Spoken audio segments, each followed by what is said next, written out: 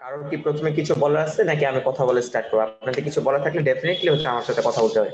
আর এটা যে live class নয়, জুমে ক্লাস হচ্ছে, এই প্ল্যাটফর্মটা হচ্ছে interactive platform. So that means আপনি যদি কিছু আস্ক করার থাকে, কিছু বলার থাকে, ডেফিনেটলি আমার সাথে বলবেন এবং চেষ্টা করবেন অ্যাজ এ পার্সন। আমি মানে পছন্দ করি যে হচ্ছে আমার সাথে আপনারা কথা বলেন, ঠিক আছে?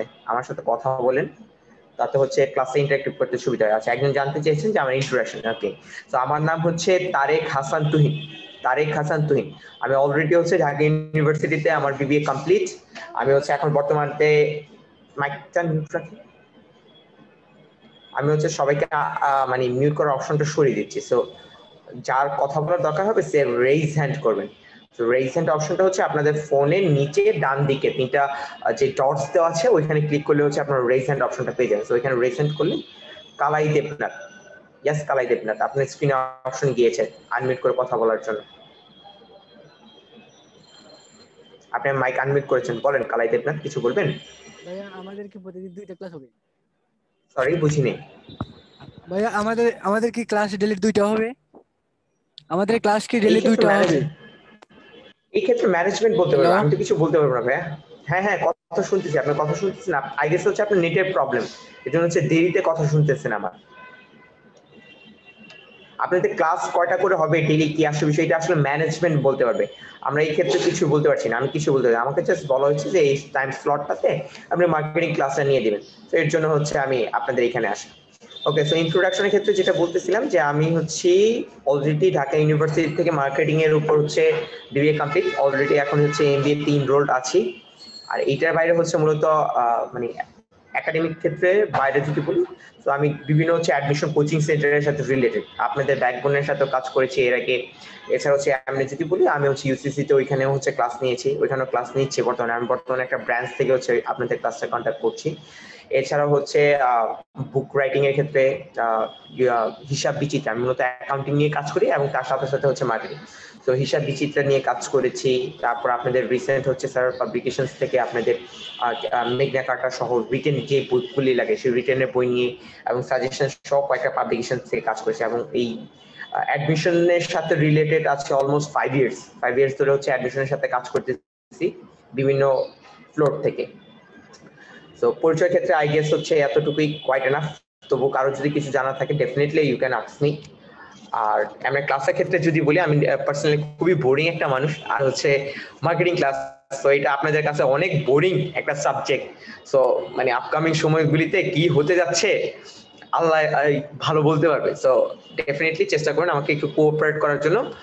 আমি ইনশাল্লাহ চেষ্টা করবো আপনাদেরকে আমার অ্যাজ আ ছোট ভাই বোন হিসেবে বলবো যে আমার ছোট ভাই বোন থাকলে আমি তাদেরকে হচ্ছে যেভাবে ট্রিট করতাম, তাদেরকে যেভাবে গাইড করা দরকার প্রয়োজন, আমি সেভাবে হচ্ছে আপনাদের ট্রিট করবো, গাইড করার চেষ্টা করবো। আপনাদের যে কোনো কোশ্চেন থাকলে ডেফিনেটলি আমাকে আস্ক করবেন।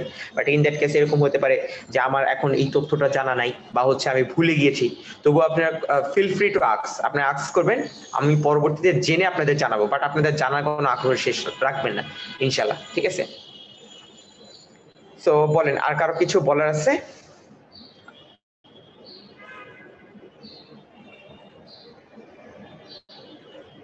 আপাতত হচ্ছে সবাইকে আনমিউট করে কথা বলার সুযোগটা দিয়েছি। তো কারো কিছু বলার থাকলে বলেন, না হলে হচ্ছে আমরা শুরু করে দিব আর কি,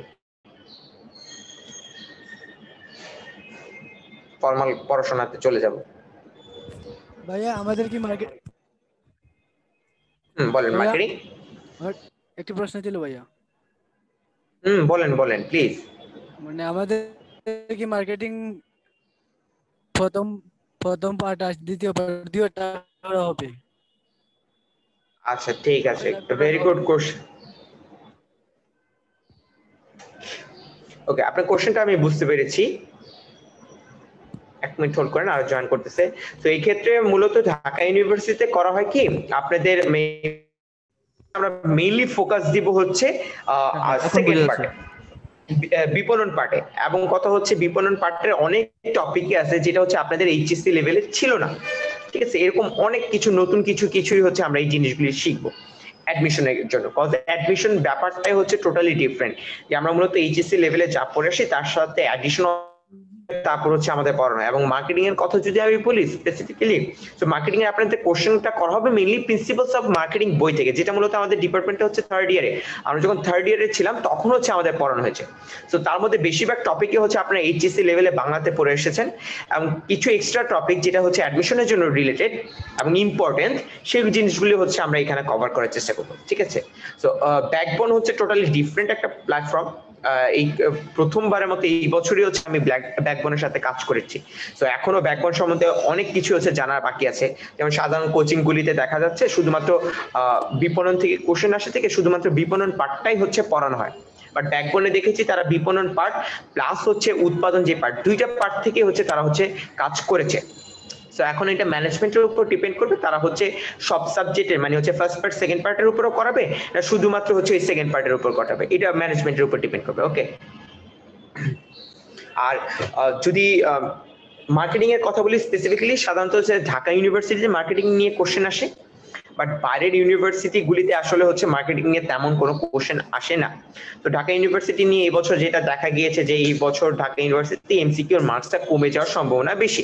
যে আগে 200 মার্কের পরীক্ষা হতো, এখন হচ্ছে সেটা হবে আপনার 100 মার্কের বলতেছে তারা। এমসিকিউ তে মেবি 30 আর রিটেনে 50, 80 আর হচ্ছে জিপিএ তে 20 এরকম। তো যদি এমসিকিউ এতে মার্ক কমিয়ে দেয় তাহলে সেক্ষেত্রে আপনাদের রিটেনে ফোকাস রাখতে হবে বেশি, ঠিক আছে? তো রিটেনের ক্ষেত্রে যেটা করবেন, আমি যখন পড়াচ্ছি তখন হচ্ছে এমসিকিউ প্লাস রিটেন ওইভাবেই পড়াবো। আমি প্রত্যেকটা মানে জিনিসের ব্যাখ্যা দিয়ে বুঝিয়ে দেওয়ার চেষ্টা করবো আপনাকে। তো যেটা হচ্ছে এমসিকিউতে আপনাকে হেল্প করবে, সো রিটেনে আপনার ভালো করার জন্য যেটা কথা বলতে হবে যে আমি আপনাকে পড়াচ্ছি কিন্তু সেটা গুছিয়ে লেখার দায়িত্ব কিন্তু আপনার, ঠিক আছে? তো ওই গুছিয়ে লেখার জন্য আপনারা চাইলে ওদেরও মেবি হচ্ছে শীট আছে বা বাইরের যে কোনো একটা বই আপনারা চাইলে যে কোনো একটা বই হচ্ছে রিটেনে ফলো করতে পারেন, বাট এমসিকিউর জন্য শীট যে আমরা পড়াচ্ছি সেই জিনিসটাকে হচ্ছে একটু বেশি প্রায়োরিটি দিবেন। এবং পরবর্তীতে যদি কোনো বই দরকার হয় আপনারা মনে করেন আমাকে আস্ক করেন, আমি ডেফিনেটলি আমাদের রেফার করে দেবো আমি যে এই বইটা পড়েন আপনাদের জন্য বেটার হবে। কথা বুঝে গেছে?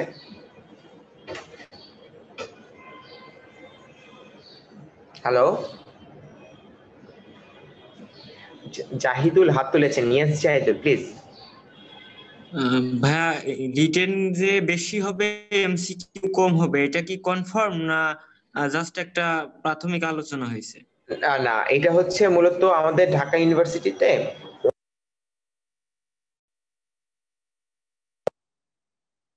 ধরনের হচ্ছে মানে গভর্নিং বডি থাকে, ঠিক আছে? তো মূলত ডিন অফিসের যারা ছিল তারা ডিসাইড করে নিয়েছে যে এই বছর একটু কম হবে, বাট এটার ফাইনাল মানে অ্যাপ্রুভালটা আসবে অনেক বড় লেভেল থেকে, ঠিক আছে? তো ওই বড় লেভেল থেকে যখন অ্যাপ্রুভালটা হয়ে যাবে, অর্থাৎ সিনেট বডি যেটাকে বলি বা ভর্তি পরীক্ষা কমিটি যেটা, ওরা যখন অ্যাপ্রুভ করে দিবে তখন হচ্ছে আপনারা এটা ফাইনাল কনফার্ম হয়ে যাবে যে আসলে হচ্ছে এমসিকিউতে মার্ক কম থাকবে, রিটেনে মার্ক বেশি থাকবে। এটা হচ্ছে মানে ডিনস কমিটি থেকে ফাইনাল হয়ে গিয়েছে এবং সেটা প্রস্তাব করা হয়ে গিয়েছে। এখন ভর্তি পরীক্ষা কমিটির কাছে ওয়েটিং লিস্টে আছে যে এটা আসলে করা হবে কি করা হবে না। বুঝতে পারছেন? জি, বুঝতে পেরেছি, থ্যাংক ইউ ভাইয়া। ওকে। তারপর হচ্ছে রাজু হাত তুলেছেন। ইয়েস রাজু, প্লিজ বলেন।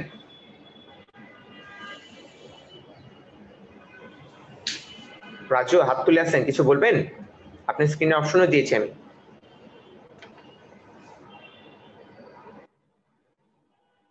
আচ্ছা, উনি কিছু বলবেন না, তাহলে আর কারো কোনো কিছু বলার নাই আই গেস।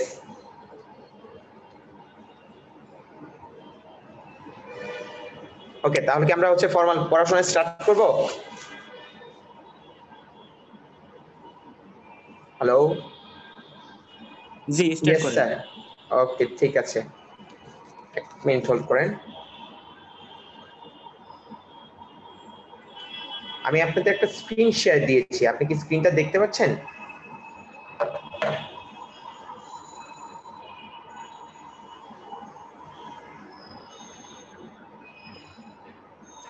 জি, দেখতে পাচ্ছি।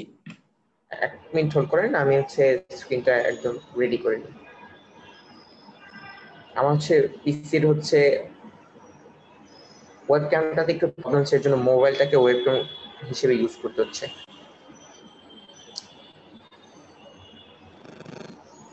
এত ক্র্যাশ করছে কেন?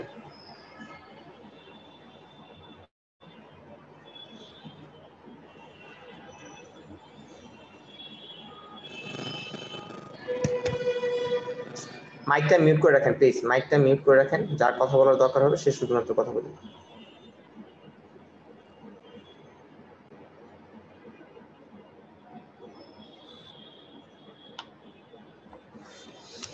ওকে, সো আই গেস হচ্ছে এখন স্ক্রিনটা সবাই দেখতে পাচ্ছেন ক্লিয়ারলি, রাইট? তো এখানে হচ্ছে প্রথমে একটা জাস্ট ব্রিফ দেওয়া যে আমরা হচ্ছে এই ইউনিটে আসলে কি কি নিয়ে কথা বলবো, কি কি নিয়ে, যে আমরা প্রথমে হচ্ছে বিপণনের যে মৌলিক ধারণা বা বাজারজাতকরণটা যেভাবে করা হয় সেটা নিয়ে জানবো, ক্রেতা সম্পর্কযুক্ত দল হিসেবে জানবো, বিপণন মিশ্রণ হিসেবে জানবো, সর্ট অ্যানালাইসিস, বিসিজি ম্যাট্রিক্স, পরিবেশ, এই জিনিসগুলি নিয়ে মূলত হচ্ছে আমরা আজকে এই লেকচারে সবকিছু জানবো। তো আই গেস হচ্ছে সবাই স্ক্রিনটা দেখতে পাচ্ছেন, আমাকে একটু ইনশিওর করেন। আবু রাসেল মেসেজে হোক বা যেভাবে হোক আমাকে একটু ইনশিওর করেন যে আপনি, জি ভাইয়া, ওকে ঠিক আছে, okay great great great, thank you. So okay আসি, সো আমরা প্রথমে কথা বলবো হচ্ছে বিপণন। সো আমি সাধারণত অ্যাডমিশনের কোচিং এর ক্ষেত্রে যেটা করি, যে মার্কেটিং এর ক্ষেত্রে একটা জিনিস মনে রাখবেন, আপনি যদি গদ বাঁধা বইয়ের যে সংজ্ঞা দেওয়া আছে সেই সংজ্ঞাটা বোঝার চেষ্টা করেন না, তাহলে আসলে আলটিমেটলি আপনি ভার্সিটি অ্যাডমিশনে সবচেয়ে বেশি খারাপ করবেন। এইটা মার্কেটিং এর ক্ষেত্রে একদম ট্রু একটা কথা। সো মার্কেটিং এ বোঝার ক্ষেত্রে আপনাকে বুঝতে হবে, বেসিক কনসেপ্ট গুলি বুঝতে হবে, নানান ধরনের উদাহরণ দিয়ে আপনাকে বুঝতে হবে, এবং আপনি যে কনসেপ্টটা বুঝে যান, বুঝার পরে যে আমার যে সংজ্ঞাটা দেওয়া আছে সেই দিকে যদি আমি খেয়াল করি, তাহলে হচ্ছে আমি সবচেয়ে বেশি হচ্ছে ভালো করার সম্ভাবনা থাকে। কারণ হচ্ছে ইউনিভার্সিটি অ্যাডমিশনে মার্কেটিং এ কিন্তু আপনাকে যে সংজ্ঞাটা আছে সেই সংজ্ঞাটা ডিরেক্ট ওখানে তুলে দিবে না, ওই কনসেপ্টটাকে, মেইন কনসেপ্টটাকে নানান অ্যাঙ্গেল থেকে বলে আপনাকে কোশ্চেনটা করানো হবে। সো আপনি যদি কনসেপ্টটা না বুঝেন তাহলে ডিফারেন্ট অ্যাঙ্গেল থেকে কোশ্চেনটা করলে আপনি বুঝবেন না। সো প্রথমে যদি আসি যে মার্কেটিং আসলে কি কাজটা করে বা মার্কেটিং কাজ কি, মার্কেটিং এর প্রথম কাজটাই হচ্ছে অভাবটা খুঁজে বের করা বা প্রয়োজনটা খুঁজে বের করা, যে কার কোথায় কি লাগবে, আপনার কি লাগবে সেটা খুঁজে বের করা, ঠিক আছে? বা মার্কেটিং যদি ডিপ সেন্সে বলি, তাহলে হচ্ছে মার্কেটিং অভাব খুঁজে না বের করে আপনাকে অভাবটাকে তৈরি করে, নানান ভাবে অভাব তৈরি করে। হয়তো এরকম আছে যে অভাবটা আপনার ছিল কিন্তু আপনি বুঝতেছেন না, তারা ওইটা খুঁজে বের করে, বা তারা নিজেরা হচ্ছে অভাবটা ক্রিয়েট করে। যেমন দেখেন, আমরা হচ্ছে দেখেছি বিগত কয়েক বছর ধরে হেডফোনের যে জ্যাকটা আছে মোবাইলে, সেই হেডফোনের জ্যাকটা তুলে দিয়েছে। কেন তুলে দিয়েছে? কারণ ওই হেডফোনের জ্যাকটা তুলে দেওয়ার কারণে ব্লুটুথ যে হেডফোন আছে সেই হেডফোনে একটা অভাব ক্রিয়েট করানো হয়েছে, রাইট? বা হচ্ছে ধরেন এই যে ডঙ্গল যেটা বলে, যে মোবাইল ফোনে এক জায়গা থেকে চার্জার যে পোর্টটা আছে সেটা দিয়ে আপনি হেডফোনও কানেক্ট করতে পারবেন বা হচ্ছে চার্জও দিতে পারবেন, রাইট? তো দেখেন, অভাব ছিল না কিন্তু অভাবটাকে ক্রিয়েট করা হচ্ছে। মেইন কথা হচ্ছে কি, আমার এই প্রয়োজন বা অভাবটাকে আমাকে খুঁজে বের করতে হবে বা ক্রিয়েট করতে হবে। ক্রিয়েট করে সেই অভাব বা প্রয়োজনটা পূরণের জন্য আমি আপনাকে কোনো প্রোডাক্ট বা সার্ভিস আপনাকে অফার করব, যাতে হচ্ছে ওই অভাব বা প্রয়োজনটা পূরণ হয়ে যায়। এবং প্রোডাক্ট এবং সার্ভিসটা যখন অফার করতেছি তখন চেষ্টা করবো সেটা দিয়ে আপনাকে ভ্যালু ক্রিয়েট করে দেওয়ার জন্য। এখন ভ্যালু কি সেটা হচ্ছে আমরা ইনডেপথ পরবর্তীতে বুঝবো। তো আমি চেষ্টা করবো কি আপনাকে একটা ভ্যালু প্রোভাইড করার জন্য, ভ্যালু তৈরি করে দেওয়ার জন্য। তো আমি যখন আপনাকে ভ্যালুটা দিচ্ছি, তো ওই ভ্যালুটা থেকে আপনি আইদার স্যাটিসফাইড হতে পারেন অথবা ডিসস্যাটিসফাইড হতে পারেন। অর্থাৎ আমি যে প্রোডাক্ট বা সার্ভিসটা আপনাকে দিচ্ছি সিম্পল ওয়ার্ডে, সেই প্রোডাক্ট বা সার্ভিসটা ব্যবহার করে আপনি হয়তো বা সন্তুষ্ট হতে পারেন বা অসন্তুষ্ট হতে পারেন। তো আপনি যদি সন্তুষ্ট হন তাহলে কিন্তু আপনার সাথে একটা সম্পর্ক আমার ক্রিয়েট হয়ে যাবে, এবং এই সম্পর্কটা কিন্তু দীর্ঘদিন আপনার সাথে থাকবে। কারণ আপনারা নিজেরাই চিন্তা করেন, আপনাদের লাইফে আপনারা ওইসব দোকানগুলি থেকে বারবার প্রোডাক্ট কিনেন যাদের সাথে আপনার সম্পর্ক ভালো। কেন ভালো? নানান কারণে, যে ওই দোকানদারের সাথে অথবা আপনার সম্পর্ক ভালো বা ও প্রোডাক্ট বা সার্ভিসটা আপনাকে ভালো দেয়, এর জন্য কিন্তু আপনি বারবার ওনাদের কাছে যান, বারবার তাদের কাছ থেকে প্রোডাক্টটা কিনেন, রাইট? তো এইটাই হচ্ছে মার্কেটিং এর মেইন কথা, যে আপনার প্রয়োজন বা অভাবটাকে খুঁজে বের করে আপনার পণ্য বা সার্ভিস বা ভ্যালু দিয়ে আপনার সাথে একটা লং টাইম রিলেশনশিপ ক্রিয়েট করবো, যাতে আপনি স্যাটিসফাইড থাকেন আমার উপর, ঠিক আছে? তো সেই কথাটাই হচ্ছে এখানে যদি আমি অ্যানোটেশন ইউজ করি, সো আপনারা দেখতে পারবেন যে হচ্ছে hold on,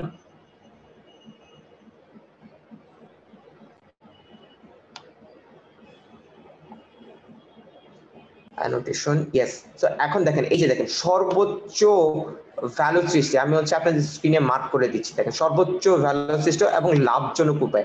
definitely as a marketer আপনি যখন প্রোডাক্টটা বিক্রি করবেন, আপনার যদি কোম্পানির লাভই না হয় তাহলে কিন্তু আপনি বিক্রি করে কোনো লাভ নেই। আপনি বিক্রি করতেছেন কেন? যাতে আপনার কোম্পানির প্রফিট হয়। তো এইটা হচ্ছে আপনাদের কোর অবজেক্টিভ, যে আমার প্রফিটটা, মানে কি বলবো, প্রফিটটা করার জন্য আমি হচ্ছে প্রোডাক্ট বা সার্ভিসের মাধ্যমে সন্তুষ্টি ক্রিয়েট করতেছি বা ভ্যালু ক্রিয়েট করতেছি, যেটা হচ্ছে এই যে দেখেন এখানে বলা আছে যে সন্তুষ্টি বিধান। এবং শক্তিশালী ক্রেতা সম্পর্ক। শক্তিশালী ক্রেতা সম্পর্ক দ্বারা কি বুঝেছি? ওই যে লং টার্ম রিলেশনশিপ, আপনার সাথে দীর্ঘদিন হচ্ছে আমি একটা সম্পর্ক বজায় রাখবো, যাতে হচ্ছে পরবর্তীতে বারবার আপনি প্রোডাক্টটা আমার কাছ থেকে কিনেন। তো মার্কেটিং এর সংজ্ঞাটা আপনাদের ক্লিয়ার হয়েছে? হ্যালো? জি স্যার। কথা বলেন, আমি আপনাদের সাথে যখন কথা বলি আপনারা কথা বলেন না, Yes, কিন্তু এটা sir. খুব বোরিং হয়ে যায়। কজ হচ্ছে যদি হচ্ছে আপনাদের ব্যাকবোন অনেকটা ফর্মাল একটা প্লেস, ঠিক আছে, যদি কোচিং হতো তাহলে হচ্ছে আপনাদের সাথে ক্লাস নেওয়া বা কথা বলার ধরনটা টোটাল ডিফারেন্ট হইতো। বাট হচ্ছে লাভলি আবার বলেন, ডেফিনেটলি বলবো, বাট যেহেতু ব্যাকবোন ফর্মাল অনেক কিছু হচ্ছে আমাকে এখানে মেনে চলতে হয়, সো এর জন্য হচ্ছে আমি ফর্মাল ওয়েতে অনেক কিছুই বলতে পারছি না, ঠিক আছে।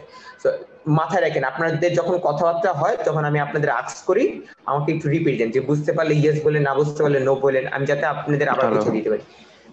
আচ্ছা Yes. আচ্ছা ওকে, সো লাভলি বলেছিলেন যে বিপণের সংখ্যাটা আবার বুঝিয়ে দিতে। সো বিপণের সংখ্যা লাভলি মেইন মনে রাখবেন, আপনি অ্যাজ আ মার্কেটার আপনার কাজ হচ্ছে কারো অভাব বা প্রয়োজনটা খুঁজে বের করা, তারপর তার অভাব বা প্রয়োজনটা পূরণের জন্য তাকে কোনো প্রোডাক্ট বা সার্ভিসটা অফার করা। আর আপনি যখন প্রোডাক্ট এবং সার্ভিসটা তাকে অফার করতেছেন, মেক শিওর, মাইকটা মিউট করে দিচ্ছি সবাই, হোল্ড অন। যখন প্রোডাক্ট বা সার্ভিসটা অফার করতেছেন, মেক শিওর করেন সে যাতে স্যাটিসফাইড হচ্ছে, আপনার প্রোডাক্ট বা সার্ভিস নিয়ে সে যাতে খুশি হচ্ছে, যাতে হচ্ছে পরবর্তীতে সে আপনার কাছ থেকে প্রোডাক্টটা বারবার কিনতে চায়। সেটাই হচ্ছে মূলত মার্কেটিং, ঠিক আছে। তো আই গেস হচ্ছে এখন প্রবলেমটা ক্লিয়ার হয়ে গিয়েছে। তো এরপরে মার্কেটিং এর সংজ্ঞার পরে যেটা আমরা জানবো সেটা হচ্ছে এই বেসিক কনসেপ্টস গুলি নিয়ে, যে আমি এতক্ষণ পর্যন্ত আপনাদের মার্কেটিং এ যা কিছু বললাম না, সেটার মধ্যে দেখেন এই 5টা বেসিক কনসেপ্টই চলে আসে আমি যা যা বলছি, ঠিক আছে। তো যেমন দেখেন প্রথমে দেওয়া আছে বাজার, পরে দেওয়া আছে প্রয়োজন, অভাব, চাহিদা, বিপণন, অর্পণ, ভ্যালু এবং সন্তুষ্টি, বিপণন ও সম্পর্ক। তো এই জিনিসগুলি আমি যে সংখ্যা বলছি, সংখ্যার মধ্যেই এই 5টা জিনিস ইনক্লুডেড ছিল। এখন এগুলিকে হচ্ছে আমরা ইন ডেপথ হচ্ছে আরো জানবো। তো ফার্স্ট অফ অল যদি আমরা জানি, আমরা জানবো হচ্ছে বাজার সম্পর্কে। তো এখানে দেখেন বাজার সম্পর্কে এখানে বলে দেওয়া আছে যে এটা হচ্ছে আমার বর্তমান এবং সম্ভাব্য ক্রেতার সেট। আগে সবাই দেখতে পারছেন। তো এখন এটা হচ্ছে কিসের ভাষায়? মার্কেটিং এর ভাষায়। অর্থাৎ বর্তমানে আপনার প্রোডাক্ট যে কিনছে এবং ভবিষ্যতে যে আপনার প্রোডাক্টটা কিনবে, সেই হচ্ছে আপনার target market. Say for example, যে মেয়েদের জন্য যদি সালোয়ার কামিজের কথা বলি, যারা বর্তমানে মেয়েরা সালোয়ার কামিজ কিনতেছে বা ভবিষ্যতে যারা ছোট বাচ্চা আছে ভবিষ্যতে যারা কিনবে, তারা সবাই হচ্ছে আবার বাজার।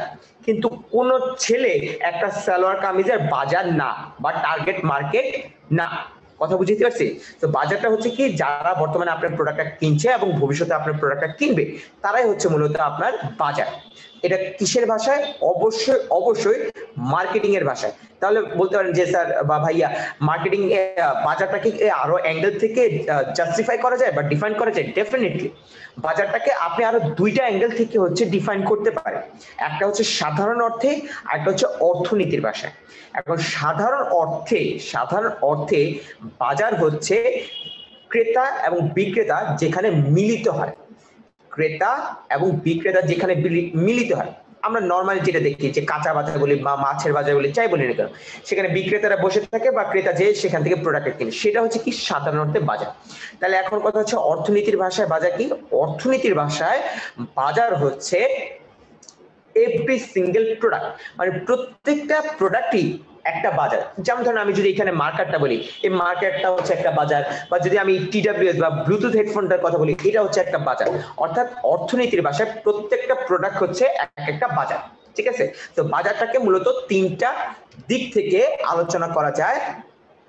প্রথমত হচ্ছে কি মার্কেটিং এর ভাষায়, যেটা হচ্ছে কি বর্তমান এবং সম্ভাব্য ক্রেতার সেট। সাধারণ অর্থে হচ্ছে ক্রেতা এবং বিক্রেতার মিলিত স্থান। এবং অর্থনীতিতে হচ্ছে প্রত্যেকটা প্রোডাক্ট, এভরি সিঙ্গেল প্রোডাক্ট হচ্ছে আমার কি মার্কেট, ঠিক আছে। ওকে, তো বাজারটা আই গেস হচ্ছে বাজার কনসেপ্টে বুঝে গিয়েছেন। এরপর আমাদের যে কনসেপ্ট আছে সেটা হচ্ছে প্রয়োজন, অভাব বা চাহিদা, ঠিক আছে। তো এখানে 3টা জিনিস ইম্পর্টেন্ট। একটা হচ্ছে কি, দেখেন প্রথমে হচ্ছে আমাদের প্রয়োজন।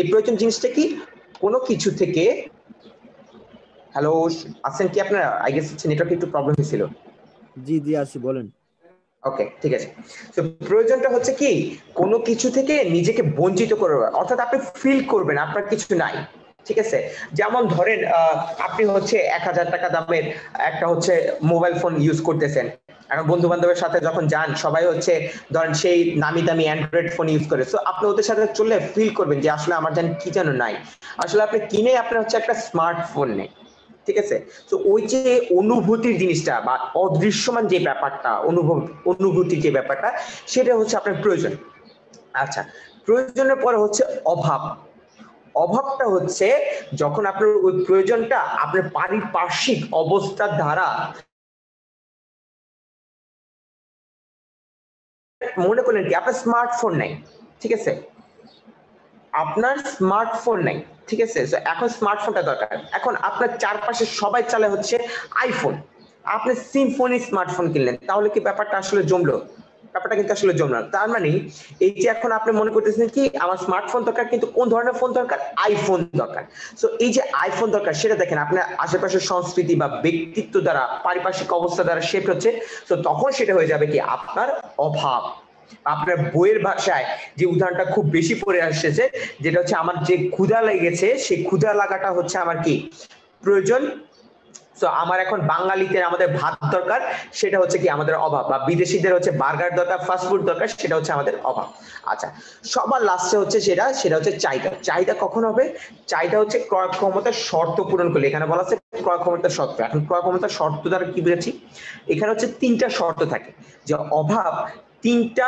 শর্ত পূরণ করলে সেটা হচ্ছে আপনার চাহিদা হয়ে যাবে কি কি শর্ত প্রথম শর্ত হচ্ছে যেমন ধরেন আপনার টাকা পয়সা থাকা লাগবে আপনার টাকা পয়সা ব্যয় করার ইচ্ছা থাকতে হবে ঠিক আছে যে আপনি ধরেন কি বলবো আপনার একটা ফোন আছে নতুন করে আরেকটা ফোনে ইনভেস্ট করতে চাচ্ছে না তাহলে সেটা মূলত আপনার চাহিদা হবে না তো আপনার ইচ্ছা বা আগ্রহ থাকতে হবে যে টাকাটা আপনি খরচ করবেন তারপর সেটা ধরেন আপনার কর্তৃত্ব থাকতে হবে কর্তৃত্ব বলতে কি বুঝাচ্ছি যে টাকাটা আপনি যে ইউজ করবেন সেটা ব্যয় করার আপনার ক্ষমতা আছে কিনা সে ফর এক্সাম্পল আপনি হচ্ছে ধরেন এখন বাংলাদেশের ক্ষেত্রেই ধরেন 5 কোটি টাকা দিয়ে একটা বাড়ি কিনতে যাচ্ছেন এখন দুদক আপনার উপর মামলা বসালো যে তুমি 5 কোটি টাকা কই পাইলে দেখা গেল আপনি ইললিগাল ওয়েতে সেই টাকাটা মানে পেয়েছেন তার মানে ওই টাকাটা ইললিগাল ওয়েতে টাকাটা কিন্তু ব্যয় করা কর্তৃত্ব আপনার কাছে কিন্তু মানে সত্যিকার অর্থে নাই তো এর জন্য এই জিনিসটা আপনার আসলে চাহিদাতে মানে কি বলবো চাহিদা হবে না তো চাহিদার ক্ষেত্রে মনে রাখবেন যে আমার টাকা থাকতে হবে সেই টাকাটা ব্যয় করার আমার ইচ্ছা থাকতে হবে এবং আমি যে টাকাটা ব্যয় করব সেই টাকাটা ব্যয় করার আমার কর্তৃত্ব থাকতে হবে যখন এই 3টা শর্ত পূরণ হয়ে যাবে তখন সেটা হয়ে যাবে আমার চাহিদা তো প্রয়োজন অভাব চাহিদা এই 3টার মধ্যে কি ডিফারেন্স বুঝতে পারছেন সবাই আমাকে ইনশিওর করেন কেউ যদি না বোঝে না আমাকে সেটাও জানান তাহলে আমি আবার রিপিট করব বুঝতে পেরেছি ওকে ঠিক আছে তো এরপরের টপিক এরপরে হচ্ছে বিপণন অর্পণ ওই যে দেখেন বাজার যে বললাম অর্থাৎ টার্গেট মার্কেট যে বললাম তার প্রয়োজন অভাব চাহিদা আমি খুঁজে বের করলাম বের করার পর আমি কি বলেছি আমি কোনো প্রোডাক্ট অথবা কি বলছি সার্ভিস আমি আপনাদের অফার করতে পারি সো আমি আপনাদের এই যে প্রোডাক্ট বা সার্ভিস যে অফার করতেছি সেটাই হচ্ছে আমার বিপণন অর্পণ অর্থাৎ আপনার অভাব বা প্রয়োজন পূরণের জন্য আমি যা আপনাকে দিব সেটাই হচ্ছে বিপণন অর্পণ আচ্ছা তো বিপণন অর্পণ দেওয়ার পরে যেটা আসে সেটা হচ্ছে ভ্যালু এবং হচ্ছে সন্তুষ্টি তো এখন ভ্যালু জিনিসটা কি তো এখন দেখেন এখানে আপনাদের স্ক্রিনে যে সংখ্যাটা আছে সেটা যদি খুব ভালোভাবে খেয়াল করেন দেখেন হচ্ছে দেওয়া আছে যে আপনারা যা সুবিধা পান এবং হচ্ছে তার বিনিময়ে ব্যয় যা করেন অর্থাৎ what you give and what you get যে আপনি একটা প্রোডাক্ট কিনলে সেখান থেকে যা বেনিফিট পান এবং তার পরিবর্তে যা দিয়ে থাকেন অর্থাৎ ব্যয় করে থাকেন অর্থাৎ কস্ট এবং বেনিফিট কস্ট এবং বেনিফিট এই দুইটার ডিফারেন্স হচ্ছে আপনার ভ্যালু এই দুইটার ডিফারেন্স হচ্ছে কি আপনার ভ্যালু সো ভ্যালু কি সবসময় ক্রিয়েট হয় ভ্যালু কি সবসময় ক্রিয়েট হয় কিনা যেমন ধরেন আপনি এজ এ ছেলে হিসেবে ধরেন 500 টাকা দিয়ে একটা সালোয়ার কামিজ কিনেন তো আপনি এখানে কস্ট করছেন টাকা দিচ্ছেন তার বিনিময়ে একটা প্রোডাক্টও পাইছেন বাট সেই জিনিসটা কি আসলে আপনার কোনো ভ্যালু ক্রিয়েট করতেছে ভ্যালু ক্রিয়েট করতেছে না সো অ্যাজ এ মার্কেটার সবসময় তারা চেষ্টা করে যে আমার যে টার্গেট মার্কেটটা থাকে যাদের কাছে আমি প্রোডাক্টটা বিক্রি করতে চাই, তো তাদের জন্য যাতে আমি কোনো ভ্যালু ক্রিয়েট করতে পারি, তারা যা দিচ্ছে তার বিনিময়ে যা পাচ্ছে সেটা যাতে তাদের জন্য কোনো প্রয়োজন বা অভাব চাহিদাটা পূরণ করে থাকে, তখনই আমি ভ্যালু ক্রিয়েট করতে পারবো। তো এখন এই দুইটা জিনিস কিন্তু আমি খেয়াল করি যে বেনিফিট পাবো, ঠিক আছে? তো বেনিফিটটা আসলে মূলত হতে পারে দুই ধরনের। একটা প্রোডাক্ট যখন কিনেন তখন আপনি দুই ধরনের বেনিফিট পেতে পারেন। ফার্স্ট বেনিফিট পেতে পারেন হচ্ছে আপনি ফাংশনাল বেনিফিট, সেকেন্ড পেতে পারেন হচ্ছে আপনি ইমোশনাল বেনিফিট। ফার্স্ট পেতে পারেন কি ফাংশনাল বেনিফিট, সেকেন্ড পেতে পারেন হচ্ছে আপনি ইমোশনাল বেনিফিট। এখন ফাংশনাল বেনিফিট কি? যেমন ধরেন আপনি যখন একটা ফোন কিনেন, ফোন দিয়ে আপনি ছবি তুলতে পারবেন, গান শুনতে পারবেন, ভিডিও কলে কথা বলতে পারবেন, তো এগুলো হচ্ছে সর্ট অফ আপনার ফাংশনাল বেনিফিট। তো সেটা তো আপনি 20,000 টাকা দামের স্যামসুং ফোন দিয়েও করতে পারেন, বা নর্মাল একটা ফোন দিয়েও আপনি করতে পারেন। কিন্তু যখন আপনি সেটা আইফোন দিয়ে করবেন, 1.5 লাখ টাকা দিয়ে একটা ফোন দিয়ে করবেন, তখন কিন্তু আপনার ফিলিংটা ডিফারেন্ট হবে। সো যখন আইফোন দিয়ে করছেন তখন সেটা হয়ে যাবে আপনার একটা ইমোশনাল বেনিফিট।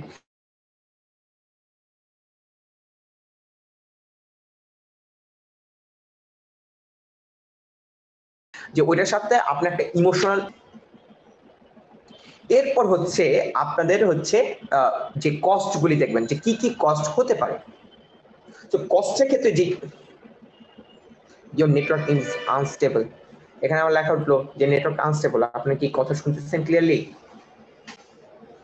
জি জি এখন ঠিক আছে। আচ্ছা ঠিক আছে, প্রবলেম হলে আমাকে নক দেন। ওকে, তো যেটা বলতেছিলাম যে এখন আমরা বেনিফিট সম্পর্কে জানলাম, এখন কথা হচ্ছে এই বেনিফিট গুলি জানার জন্য আমি কি কি কস্ট করতে পারি, আমার কি কি কস্ট থাকতে পারে। তো কস্টের মানে অনেক ধরনের হতে পারে, বাট সিম্পলি আমরা যেটা জানি যে মনিটারি কস্ট, যে আমার টাকা খরচ হবে, বাট এর বাইরেও কিন্তু অনেক কস্ট হতে পারে।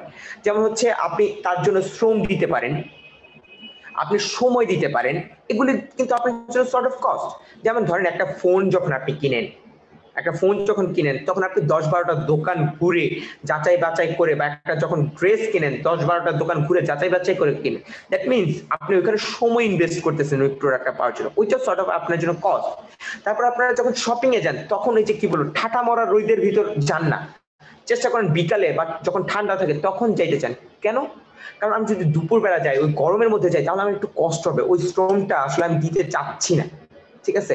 তো এইটাই হচ্ছে কথা, যে আপনি যখন দিচ্ছেন আপনি শ্রম দিতে পারেন, সময় দিতে পারেন, টাকা দিতে পারেন, এর বিনিময়ে আপনি ওই যে ফাংশনাল বেনিফিট বা ইমোশনাল বেনিফিট পাবেন। তো এই দুইটাকে যখন কম্পেয়ার করবো, তো আপনি যা দিচ্ছেন তার থেকে যখন বেশি কিছু পাবেন একটা প্রোডাক্ট থেকে, তখন আপনি কি হবেন? তখন আপনি হয়ে যাবেন স্যাটিসফাইড, অর্থাৎ সন্তুষ্ট হয়ে যাবেন। আপনি যা দিচ্ছেন তার বিনিময়ে তার থেকে যদি কিছু বেশি পান, তাহলে হয়ে যাবেন কি সন্তুষ্ট। কথা বুঝতে পারছেন এখন? ভ্যালু এবং সন্তুষ্টি দুইটার সঙ্গে বুঝতে পারছেন এখন? কার কি কনফিউশন আছে? ক্রেতা ভ্যালু এবং সন্তুষ্টি দুইটা জিনিস কি আলাদা আলাদা? ডেফিনেটলি আলাদা। ক্রেতা ভ্যালু আমি ক্রেতা ভ্যালুর মাধ্যমে কি আপনাকে কিছু প্রোভাইড করছি, তো প্রোভাইড করলেই যে আপনি হ্যাপি হবেন ব্যাপারটা তো এরকম না। যেমন ধরেন আপনি একটা টাকা দিয়ে আপনাকে ফোন আমি কিনলাম, আপনাকে কিন্তু আমি দিচ্ছি, আপনাকে হচ্ছে ফাংশনাল বেনিফিট, আমি আপনাকে একটা ফোন দিচ্ছি, বাট ফোনটা দেওয়ার পর আপনি দেখলেন ফোনে হচ্ছে এইটা ভাঙা সেটা ভাঙা, ঠিক মতো কাজ করে না, হ্যাং করে, তখন কি আপনি স্যাটিসফাইড হবেন প্রোডাক্টটা নিয়ে? হবে না। সো আপনাকে ক্রেতা ভ্যালু ডিফারেন্ট, কাস্টমার স্যাটিসফ্যাকশনও ডিফারেন্ট।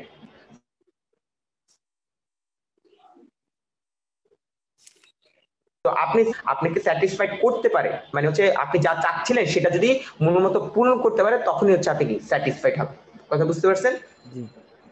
আর ক্রেতা ভ্যালু? ঠিক আছে, ক্রেতা ভ্যালুটাই ওইটা, ভ্যালু যে বললাম ক্রেতা ভ্যালুটাই হচ্ছে ওইটাকে মানে বড় করে লিখছি, ক্রেতা ভ্যালু, ভ্যালুটাই কি হচ্ছে ক্রেতা ভ্যালু, বুঝছেন?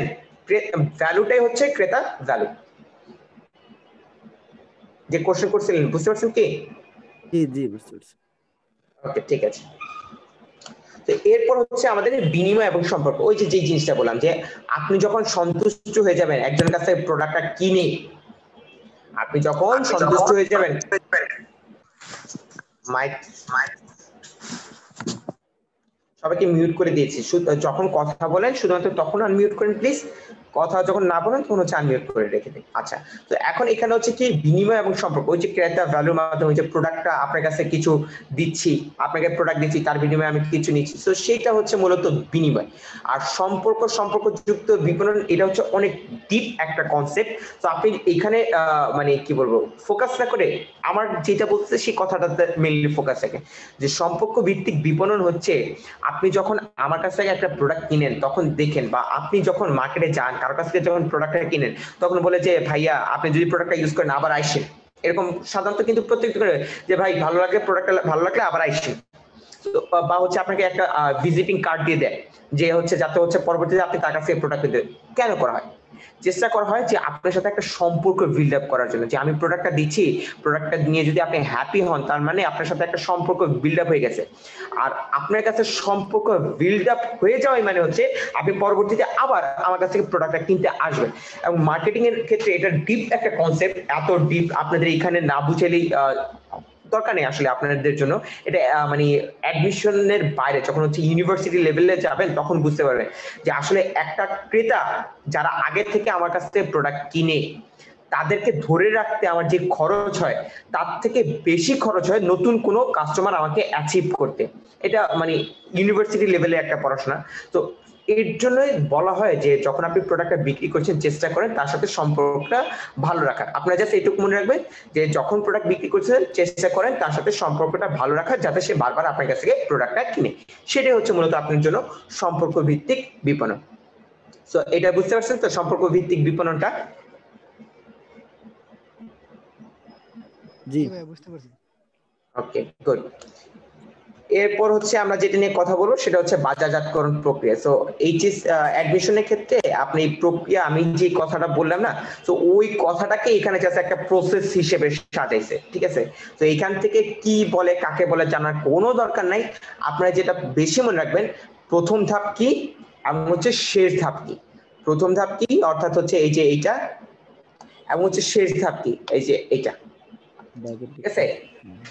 যে হচ্ছে যে বাজার স্থান বা হচ্ছে ক্রেতাদের হচ্ছে প্রয়োজন বা অভাবটা অনুধাবন করা এবং তাদের থেকে হচ্ছে ভ্যালু ক্রিয়েট করা বা তাদের কাছ থেকে ভ্যালুটা অর্জন করে নেওয়া, এইটি হচ্ছেই। তো আপনার এখানে কোশ্চেন আসবে ভার্সিটিতে যে বাজারজাতকরণ প্রক্রিয়ার প্রথম ধাপ কি শেষ ধাপ কি, যদি কোশ্চেন আসে এই কোশ্চেনটা আসবে। তো এই জিনিসটা খেয়াল রাখবেন মাথায়।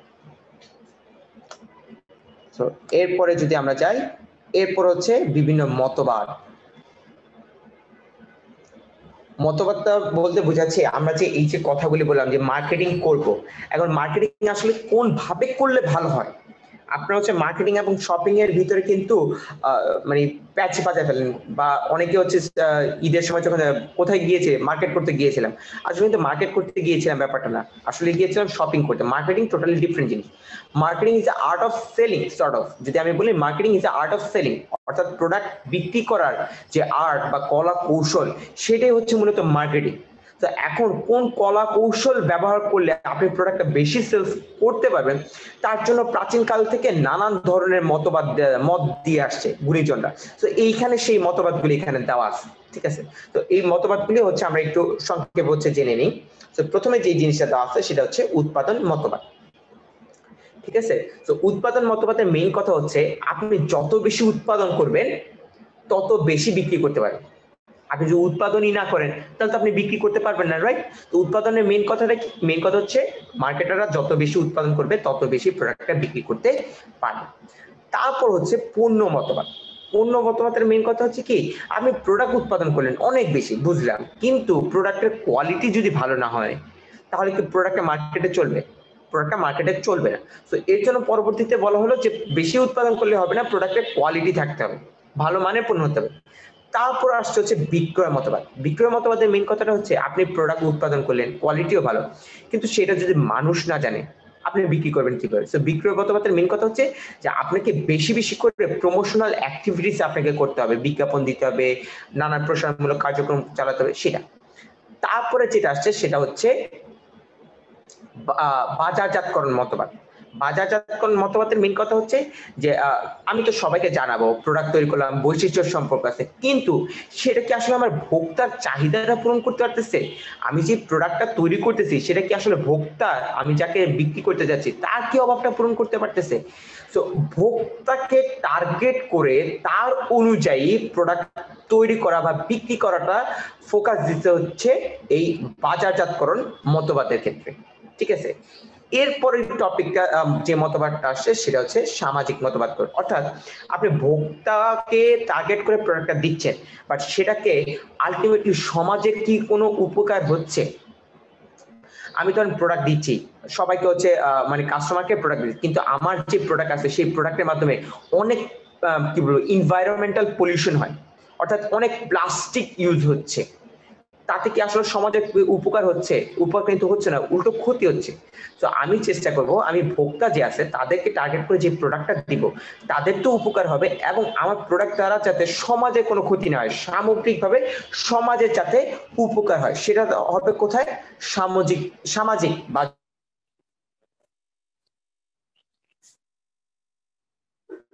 বাজারজাতকরণ। এবং সবার লাস্ট এটা হচ্ছে সামগ্রিক বাজারজাতকরণ। সেটা হচ্ছে কি? সেটা হচ্ছে সামগ্রিক বাজারজাতকরণ। ভাইয়া বলেন। বাজারজাতকরণ মতবাদ এবং সামগ্রিক বাজারজাতকরণ মতবাদ এর মধ্যে পার্থক্যটা কি? মেইন পার্থক্যটা হচ্ছে বাজারজাতকরণে শুধুমাত্র আমি কাস্টমারকে ফোকাস দিচ্ছি, যে আমার কাস্টমারের অভাব পূরণ হচ্ছে কিনা, তার ঠিক মতো প্রোডাক্টটা পাচ্ছে কিনা, এই জিনিস।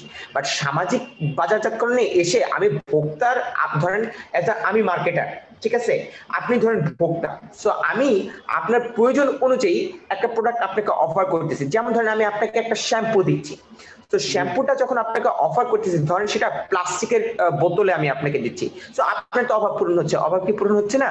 আপনি শ্যাম্পুটা ইউজ করতেছেন, কিন্তু ওই যে ইউজ করার পর প্লাস্টিকটা তো আপনি ফেলে দিবেন, তো ওই প্লাস্টিকটা ফেলে দেওয়ার কারণে প্রকৃতির কি ক্ষতি হচ্ছে না?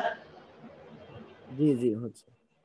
হচ্ছে। তো এখন আমি যখন আপনার অভাব পূরণ করতেছি তখন আমি এরকম করতেছি কি, আমি প্লাস্টিক বোতলে না দিয়ে আমি আপনাকে এরকম ভাবে প্রোডাক্টটা দিচ্ছি, আপনি ইউজ করার পরে যখন ওই বোতলটা মানে বাইরে ফেলে দিবেন আবর্জনা হিসেবে, তখন সেটা হচ্ছে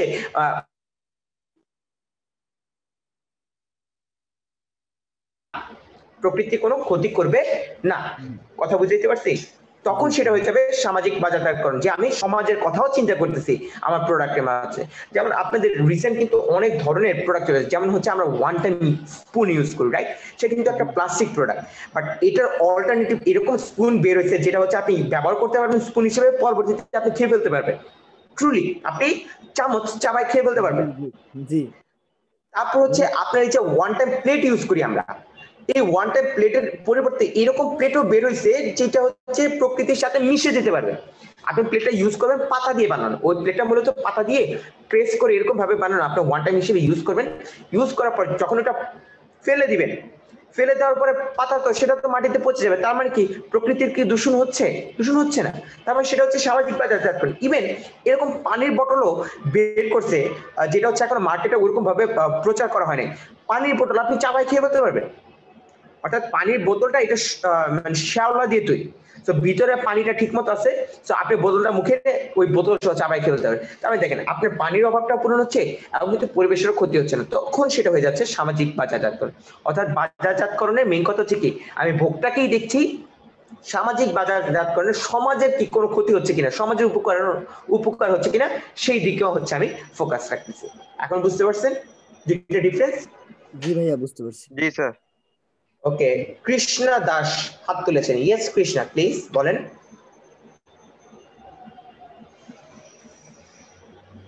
কৃষ্ণা আপনি হাত তুলেছেন, আপনি কিছু বলবেন? আপনি স্ক্রিনে অপশন দিয়েছি, আপনি চাইলে আনমিউট করে কথা বলতে পারেন। স্যার সামগ্রিক এটা আবার একটু বলবেন হালকা।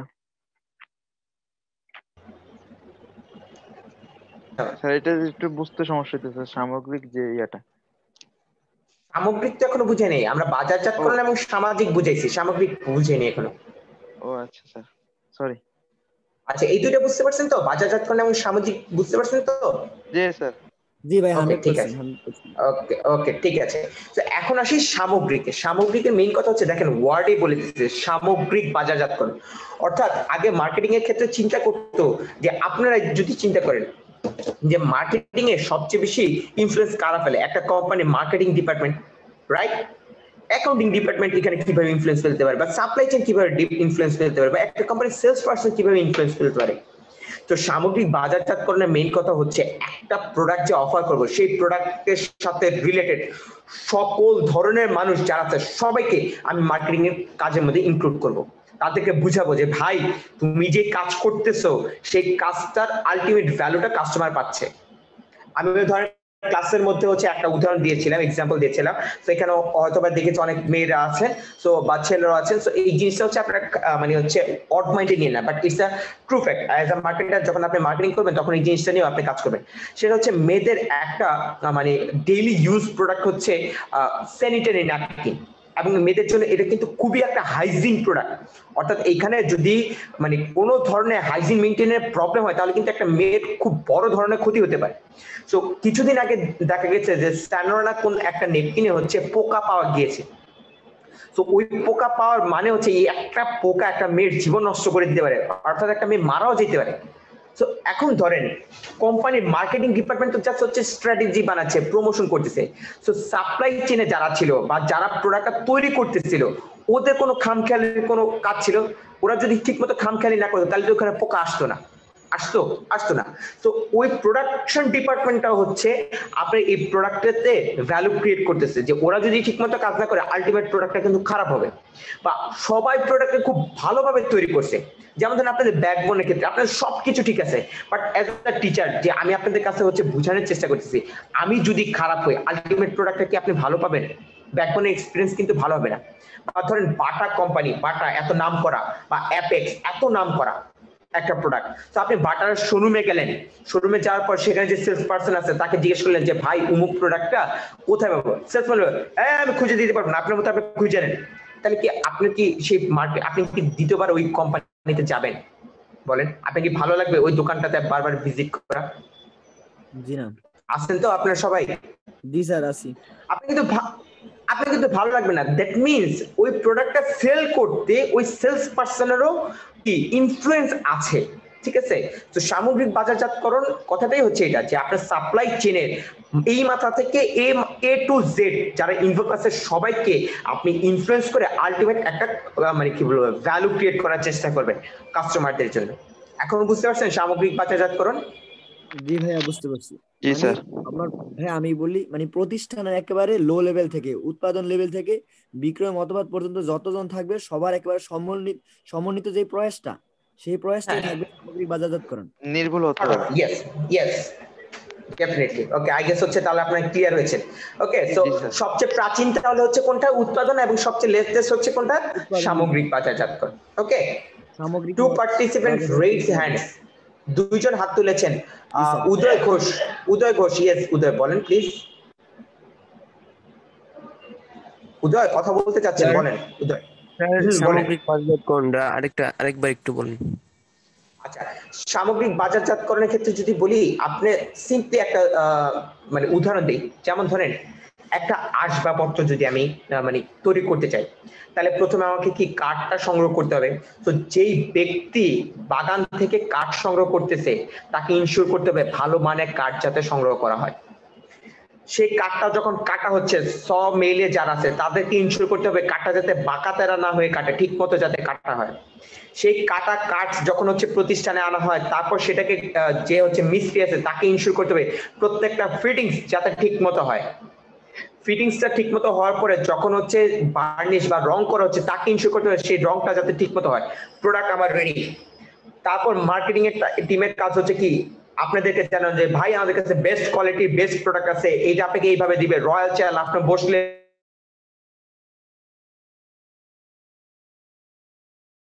রয়্যাল মনে করবেন।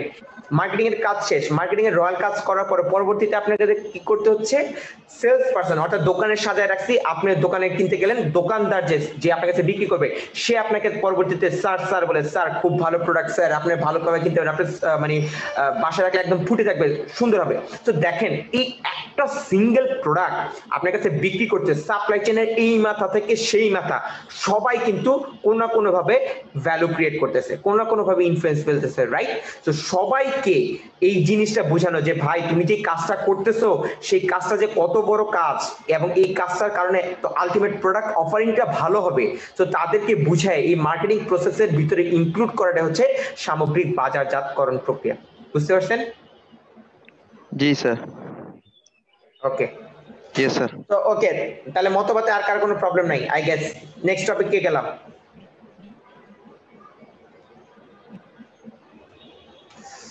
ওকে, এরপর হচ্ছে ক্রেতার সম্পর্কযুক্ত দল। তো এখানে হচ্ছে বক্স আছে মূলত, এখন তো ঝামেলায় পড়ে গেলাম। বোর্ড কি দেখা যাচ্ছে ঠিক মতো? দেখেন তো, দেখা যাচ্ছে। যদি কিছু না দেখেন তাহলে হচ্ছে আমরা ইসে দরকার হলে স্ক্রিন শেয়ারের মাধ্যমে চেষ্টা করব কিছু করার। ভিডিও অনলাইনে। আচ্ছা, 4টা বক্স দেখতে পাচ্ছেন এখানে? জি স্যার। এইখানে ক্রেতার সম্পর্ক যুক্ত দল যারা, যেটা বোঝানো হয়েছে সেটা হচ্ছে আপনি চিন্তা করেন, আপনি যখন কারো কাছ থেকে প্রোডাক্ট কিনেন, এমন হতে পারে তার কাছ থেকে অনেক আগে থেকে প্রোডাক্টটা কিনে আনতেছেন বা হুট করে নতুন যে তার কাছ থেকে প্রোডাক্টটা কিনেছেন। তার মানে একটা বিক্রেতার কাছ থেকে আপনার সম্পর্কটা হতে পারে দীর্ঘমেয়াদী অথবা সম্পর্কটা হতে পারে কি স্বল্প মেয়াদী। তারপর প্লিজ আপনারা সবাই আনমিউট করে রাখেন, যখন কথা বলার দরকার হবে তখন জাস্ট হচ্ছে আপনারা কথা বলবেন প্লিজ, নাহলে ডিস্টার্ব হয়, সারাউন্ডিং সাউন্ড থাকে। অফিসে কথা বলে। তো এখন আপনি যখন প্রোডাক্টটা কিনছেন অ্যাজ এ বিক্রেতা হিসেবে, দেখা গেল ওই প্রোডাক্ট থেকে লাভটা আমার কম হইতে পারে অথবা বেশি হইতে পারে। কথাটা বুঝতে পারছি? তার মানে এখানে দেখতেছি কি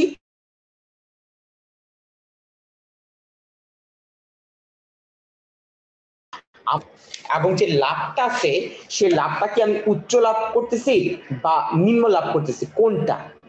ওকে, তার মানে এখানে আমরা কি কি দেখবো, যে আমাদের মুনাফাটা কি উচ্চ কিনা, যে আমি মুনাফাটা বেশি করতেছি কিনা বা মুনাফাটা কি কম করতেছি কিনা। লেখা কি ঠিক মতো দেখতে পাচ্ছেন? না দেখলে বলেন। জি স্যার। ঠিক মতো দেখতেছেন, উল্টা দেখতেছেন না ঠিক মতো দেখতেছেন? দেখা যায়। আপনাদের যদি প্রবলেম হয় তাহলে হচ্ছে আমি দরকার হলে অন্যভাবে হচ্ছে বোঝানোর চেষ্টা করব। স্যার লেখা দেখা যায় কিন্তু বোঝা যায় না স্যার। হ্যালো আচ্ছা, হ্যাঁ হ্যাঁ বলেন। স্যার, এটা তো লেখা তো বোঝা যাইতেছে না, উল্টা উল্টা লাগতেছে। উল্টা দেখতেছেন? জি জি স্যার। স্যার, উল্টা স্যার। এখন দেখেন তো। জি স্যার, এখন হ্যাঁ, ঠিক আছে ঠিক আছে স্যার। জি স্যার, কি ঠিক আছে। কি কি লিখছি দেখেন তো, বুঝেন কিনা? মুনাফা উচ্চ নিম্ন লেখাটা দেখছেন? মুনাফা, হ্যাঁ স্যার, উচ্চ নিম্ন। ওকে, ঠিক আছে, গুড। তো এরপরে আমরা যেটা দেখবো সেটা হচ্ছে আমাদের সম্পর্ক, এটা হচ্ছে কত দিনের, দীর্ঘমেয়াদী আরে ফ্যানটা অফ করুন, শেষ করুন। নাকি হচ্ছে স্বল্প মেয়াদী। এই দুইটা আমরা জিনিস খেয়াল করবো, যে তাদের সাথে সম্পর্কটা কি আমাদের দীর্ঘমেয়াদী সম্পর্ক নাকি হচ্ছে মানে স্বল্প মেয়াদী সম্পর্ক। এই দুটো জিনিস হচ্ছে আমরা ফলো করবো। এখন আপনি চিন্তা করেন, আপনি আপনার নিজেকে চিন্তা করেন, যে লোক আপনার বিগত 5 বছর ধরে আপনার দোকান থেকে প্রোডাক্টটা কিনতেছে এবং সব সময় টাকা বেশি দিয়ে দেয়, তার থেকে ভালো বন্ধু কি আর কেউ হইতে পারে? বলেন, তার থেকে ভালো লোক কেউ আছে? নাই। তো এর জন্য যাদের কাছ থেকে আপনি মুনাফাটা উচ্চ নিচ্ছেন এবং তাদের সাথে সম্পর্কটাও হচ্ছে আপনার বেশি দিনে, তারা হচ্ছে আপনার প্রকৃত বন্ধু। বন্ধু। তারা হচ্ছে আপনার কি প্রকৃত বন্ধু। আর যারা হচ্ছে ধরেন দীর্ঘদিন আপনার সাথে সম্পর্ক কিন্তু আসলে আপনার টাকা কম দেয়, আপনি যদি চান যে এই প্রোডাক্টের দাম দেওয়া হচ্ছে 5,000 টাকা, বলবো যে তুই আমার মানে কাছের লোক, তুই 3,000 টাকা লাগ, মানে সবসময় আপনার কম টাকা দিয়ে যেতে চায়। তার মানে এই যে দীর্ঘমেয়াদী দিচ্ছে এবং মুনাফাটা দিচ্ছে কি আপনার অল্প, তারা হচ্ছে নাছোড়বান্দা, অর্থাৎ আপনার জ্বালায় মারবে একদম। সিম্পল ওয়ার্ডসে আপনাকে হচ্ছে জ্বালায় মেরে দিবে, যে আপনার সাথে অনেক দিন ধরে সম্পর্ক রাখবে এবং হচ্ছে কি আপনার প্রফিটও হচ্ছে কম হবে। আচ্ছা, এরপরে দেখেন বাকি আছে হচ্ছে কি, যে এদের সাথে হচ্ছে কি আমার স্বল্প মেয়াদী সম্পর্ক এবং মুনাফা হবে উচ্চ, তারা হচ্ছে আমার বাটারফ্লাই। এটা হচ্ছে যাতে একটা নাম দিয়ে রাখছে, যে যেসব ক্রেতাদের সাথে সম্পর্ক হচ্ছে আপনার স্বল্প মেয়াদী মানে হুট করে আসবে এবং হচ্ছে তাদের কাছ থেকে আপনি লাভটাও করতে পারবেন অনেক, তারাই হচ্ছে কি আমার স্বল্প মেয়াদী অর্থাৎ বাটারফ্লাই। ঠিক আছে, আর সবার লাস্টে থাকলে কি আপনার মুনাফার পরিমাণ হবে কি কম, এবং তাদের সাথে সময়টা থাকবে কি কম। তারা হচ্ছে আমাদের আগন্তুক, অর্থাৎ গেস্ট হিসেবে যে হুটহাট করে আসবে, আসলে তাদের পিছনে আমার খরচ করতে হইব, এরকম ভাবে চিন্তা করে নেবেন। তো তারা হচ্ছে কি আমার আগন্তুক। তো এখন কথা হইতে পারে যে এখান থেকে তাহলে কিভাবে কোশ্চেন আসবে ঢাকা ইউনিভার্সিটিতে। কোশ্চেন আসবে, আপনাকে বলবে যে যে সকল ক্রেতার সাথে সম্পর্ক আপনার দীর্ঘমেয়াদী এবং মুনাফার পরিমাণ উচ্চ তাদেরকে কি বলা হয়, বা বাটারফ্লাই ক্ষেত্রে ক্রেতা এবং বিক্রেতার সম্পর্ক কি দীর্ঘমেয়াদী হয় না স্বল্প মেয়াদী হয়, এরকম। তো বুঝতে পারছেন জিনিসটা এখন? ক্রেতা সম্পর্কযুক্ত দল ক্লিয়ার? আর কি কোনো কনফিউশন আছে? না ভাইয়া, কনফিউশন নেই। ওকে, ঠিক আছে, গুড। নেক্সট যদি আমরা দেখি, নেক্সট হচ্ছে আমাদের মার্কেটিং মিক্স, যেটাকে আমরা বলি, বা আপনারা হচ্ছে 4P হিসেবে খুবই পরিচিত, যে প্রোডাক্ট, প্রাইস, প্লেস, প্রমোশন। ঠিক আছে? তো এই তিনটার মধ্যে আমি হচ্ছে আপনাদের কাউকে হাত তুলেন যে পারবেন, সেটা হচ্ছে আপনাদের মধ্যে বলেন তো এই চারটার মধ্যে একটা হচ্ছে কোম্পানির জন্য আয়, একটা হচ্ছে কোম্পানির জন্য আয়, বাকি তিনটা হচ্ছে কোম্পানির জন্য কস্ট, মূল্য, আয়। আয় মানে হচ্ছে তিনটা হচ্ছে ব্যয় আর একটা হচ্ছে আয়। কোনটা আয়? এটা হচ্ছে ভাইয়া প্রাইস আয়, মূল্যটা আয় হচ্ছে মূল্যটা আয়। বাবা, আপনি তো হচ্ছে ভালোই অ্যাক্টিভ দেখা যায়, পড়াশোনা খুব ভালোভাবে করছেন মনে হয় নাকি? গুড টু সি যে আপনার হচ্ছে পড়াশোনার ক্ষেত্রে এতটা অ্যাক্টিভ। ওকে, তো এখানে দেখেন চারটা জিনিস সবসময় মনে রাখবেন। অ্যাজ আ মার্কেটার, যখন মার্কেটার কোনো প্রোডাক্ট সার্ভিস আপনাকে অফার করে, এই যে চারটা জিনিস আছে না, যে পণ্য, প্রাইস, প্লেস, প্রমোশন, এই চারটা জিনিসের একটা ফাইন টিউনিং করে। ফাইন টিউনিং কি? যেমন ধরেন আমরা যখন সাউন্ড বক্সে গান শুনি, গান শোনার সময় কিন্তু ওইখানে ট্রাভেল আছে, বেজ আছে, তো ওই জিনিসগুলিকে টিউন করে একটা সুন্দর একটা সাউন্ড ক্রিয়েট করার চেষ্টা করি। ঠিক সেম ভাবে মার্কেটাররাও এই চারটা জিনিসকে ফাইন টিউনিং করে একটা আলটিমেট অফার আপনাকে দেওয়ার চেষ্টা করে। কথা বুঝতে পারছি? যেমন ধরেন আপনারা যে সাবান বা শ্যাম্পু কিনেন, এই সাবান বা শ্যাম্পুটা কোথা থেকে কেনেন? আপনার বাসার আশেপাশে যে দোকানগুলি আছে সেখান থেকে কেনেন। চিপস কিনেন কোথা থেকে? আপনার বাসার আশেপাশে থেকে। এখন ধরেন একটা চিপস কেনার জন্য আপনার ঢাকা থেকে চট্টগ্রাম যাওয়া লাগবে, আপনি কি ওই 10 টাকা চিপস কিনতে চট্টগ্রাম যাবেন? ডেফিনেটলি যাবেন না। তার মানে এইখানে এই যে স্থান বা বন্টন যে ব্যাপারটা আছে সেই জিনিসটা করা হচ্ছে, যে আপনার প্রয়োজন অনুযায়ী নির্দিষ্ট জায়গায় হচ্ছে আমি প্রোডাক্টটাকে আপনার পৌঁছে দিচ্ছি। তো এখন যদি এই চারটাকে আমি ডিফাইন করি, পণ্য কি? পণ্যটা হচ্ছে মূলত আপনাকে যে জিনিসটা অফার করেছে। এখন পণ্যের ক্ষেত্রে অনেক কিছুই ইনক্লুড হতে পারে, যে পণ্যের রং কিভাবে হবে, পণ্যের হচ্ছে আকার আকৃতি কি হবে। এখন মানে এটা যদি বলতে চাই, যেমন ধরেন রং বা হচ্ছে আকার আকৃতি কিভাবে আপনাকে ইনফ্লুয়েন্স করতে পারে মার্কেটিং এর ক্ষেত্রে, আসলে মানে যারা এখনো মার্কেটিংটাকে বোরিং হিসেবে নেন,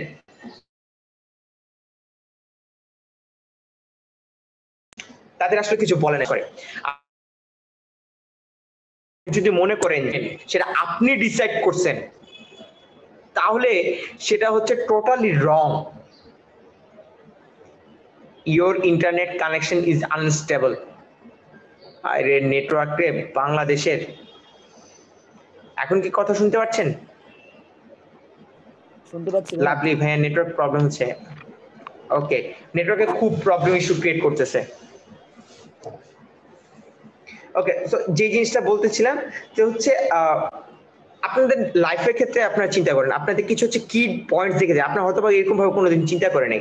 আপনারা যখন টুথপেস্টের অ্যাডভার্টাইজমেন্ট দেখেন, এইরকম কোনোদিন অ্যাডভার্টাইজমেন্ট দেখছেন যেখানে হচ্ছে ব্রাশের পুরোটা ইউজ না করেন? যেমন ধরেন এটা ব্রাশ, অ্যাডভার্টাইজমেন্টে দেখায় কি যে এইখান থেকে এই পর্যন্ত পুরোটা হচ্ছে পেস্ট দিয়ে ভরা থাকে। কেন একটু নি দেখাইলো না অর্ধেক? আমরা সকালবেলা উঠে কি করবো? সকালবেলা উঠে এক চাপ দিয়ে যতটুকু আসে সেইটুকু নিই, একদম শুরু থেকে শেষ পর্যন্ত কিন্তু নেই।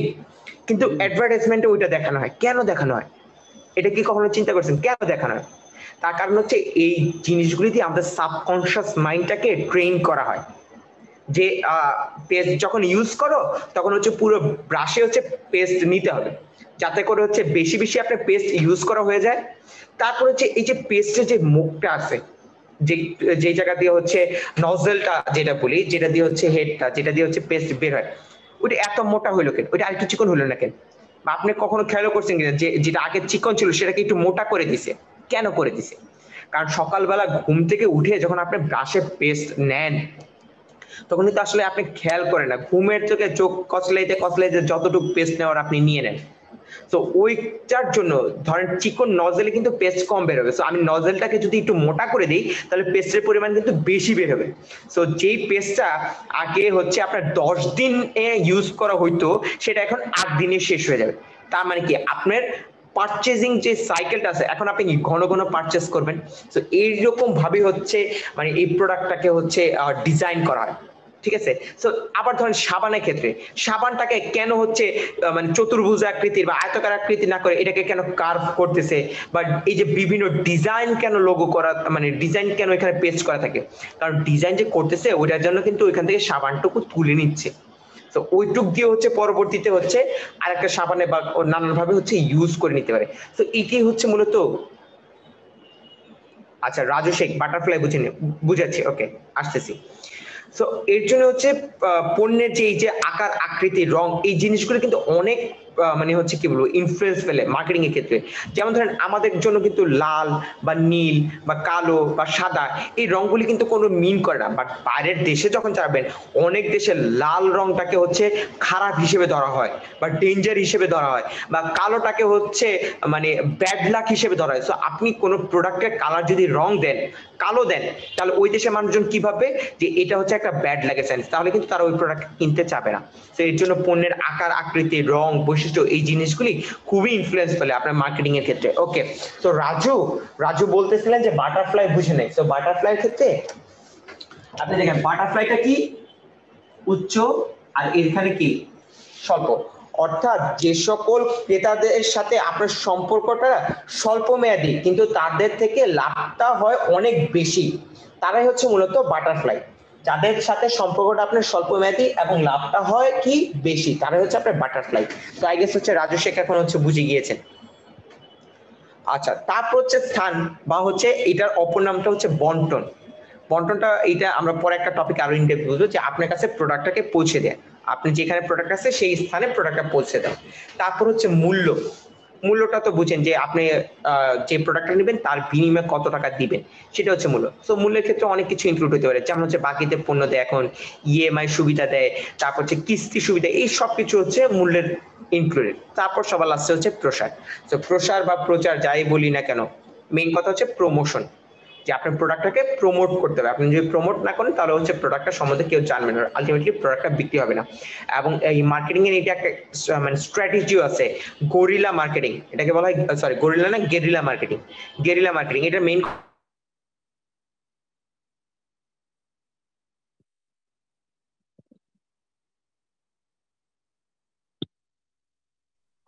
বাংলা থেকেও। হ্যালো, নেটওয়ার্কে একটু সমস্যা ছিল, এখন ঠিক আছে। আচ্ছা অন্যরা কি কথা শুনতেছেন তো ঠিক মতো? ভাইয়া একটু পর পর ফ্রিজ হয়ে যায় আপনার ভিডিওটা। জি ভাইয়া নেটের সমস্যা হতেছে, নেটে সমস্যা করতেছে, প্রচুর নেটে প্রবলেম করতেছে।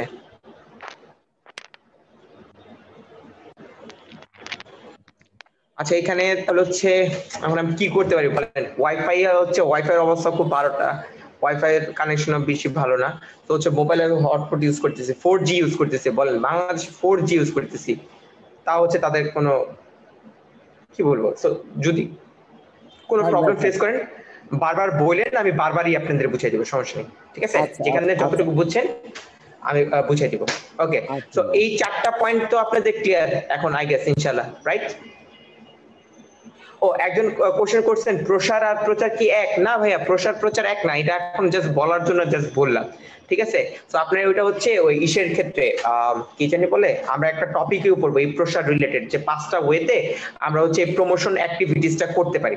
তো সেটার মধ্যে এই প্রসার প্রচারের ডিফারেন্সটা আমরা পড়বো, ওইখান থেকে আরো ক্লারিফাইড হতে পারেন এই জিনিসটা। ওকে, সো আই গেস হচ্ছে এই 4টা পয়েন্ট ক্লিয়ার। সো এরপরের যেটা আসি, যে এই যে 4P আছে এই 4P-টাই হচ্ছে নানান অ্যাঙ্গেলে ধরা হয়। যেমন এখানে দেখেন 4P তে বলতেছি কি প্রোডাক্ট, তো এই প্রোডাক্টটা মূলত কি করে কাস্টমার সলিউশন, 4C মানে কাস্টমার সলিউশন, অর্থাৎ এই প্রোডাক্ট হচ্ছে ক্রেতার মানে প্রয়োজনটা মিটানো হয়। এই জিনিসটা। তো আপনারা যেটা করবেন জাস্ট মুখস্থ রাখবেন 4P ইনক্লুডেড কোনটা, 4C ইনক্লুডেড কোনটা, 4A ইনক্লুডেড কোনটা। সাধারণত 4P নিয়ে হচ্ছে সবচেয়ে বেশি কোশ্চেন আসে। নওশাদ লিখেছেন মার্কেটিং ক্লাস নাকি? Yes Naushad, it's a marketing class. আপনি কি মার্কেটিং এর না হলে you can leave. Okay, so এরপরটা যে এরপরের স্লাইড, এরপর হচ্ছে SWOT analysis. Okay hold on, আমি একটু সবাইকে মিউট করি। Okay, SWOT analysis I guess হচ্ছে এখন আবার সেই বোর্ডটা ইউজ করবো আমরা। ওকে, আগে সবাই লেখা দেখতে পারতেছেন না? Internal, external, positive, negative. জি ভাইয়া দেখতে পাচ্ছি। ওকে ঠিক আছে, মাইকটা মিউট করে রাখেন, না হলে কিন্তু আমি সবাইকে হচ্ছে একদম ফুললি আনমিউট করে মানে মিউট করে দিব। ওকে, সো এখন দেখেন এইখানে আমাদের যে পয়েন্টগুলি আছে, ইন্টারনাল এক্সটার্নাল বলতে কি বুঝাচ্ছি? আমার বিজনেসের যেগুলি হচ্ছে আমার সাথে রিলেটেড, আমি যেগুলিকে কন্ট্রোল করতে পারবো সেগুলো হচ্ছে ইন্টারনাল সর্ট অফ, আর যেগুলি কন্ট্রোল করতে পারবো না সেগুলো হচ্ছে কি সর্ট অফ এক্সটার্নাল। আর তারপর হচ্ছে পজিটিভ, নেগেটিভ। ভাইয়া বোর্ড স্ক্রিনটা শেয়ার করলে ভালো দেখায়। আমার তো বোর্ড স্ক্রিন মানে হচ্ছে কি বললেন বুঝিনি, স্ক্রিনটা আবার দেখি একটু কি বলছেন। হোল্ড অন ভাইয়া, বোর্ড স্ক্রিন শেয়ার করলে ভালো দেখায় মানে বোর্ড স্ক্রিন শেয়ার করলে ভালো দেখায় বলতে?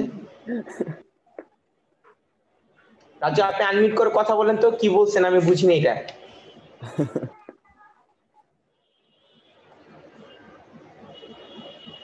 ওকে ঠিক আছে, তো আমরা এরপর হচ্ছে পজিটিভ নেগেটিভ। পজিটিভ নেগেটিভ বলতে এখানে বুঝতে হচ্ছে যে আপনার বিজনেসের ক্ষেত্রে কিছু কিছু জিনিস আছে আপনার জন্য সুবিধাজনক, যে আপনার হেল্প হবে, আর কিছু জিনিস আছে নেগেটিভ, অর্থাৎ এটা আপনার জন্য হেল্প হবে না বরং এটা আপনার জন্য ক্ষতিগ্রস্ত।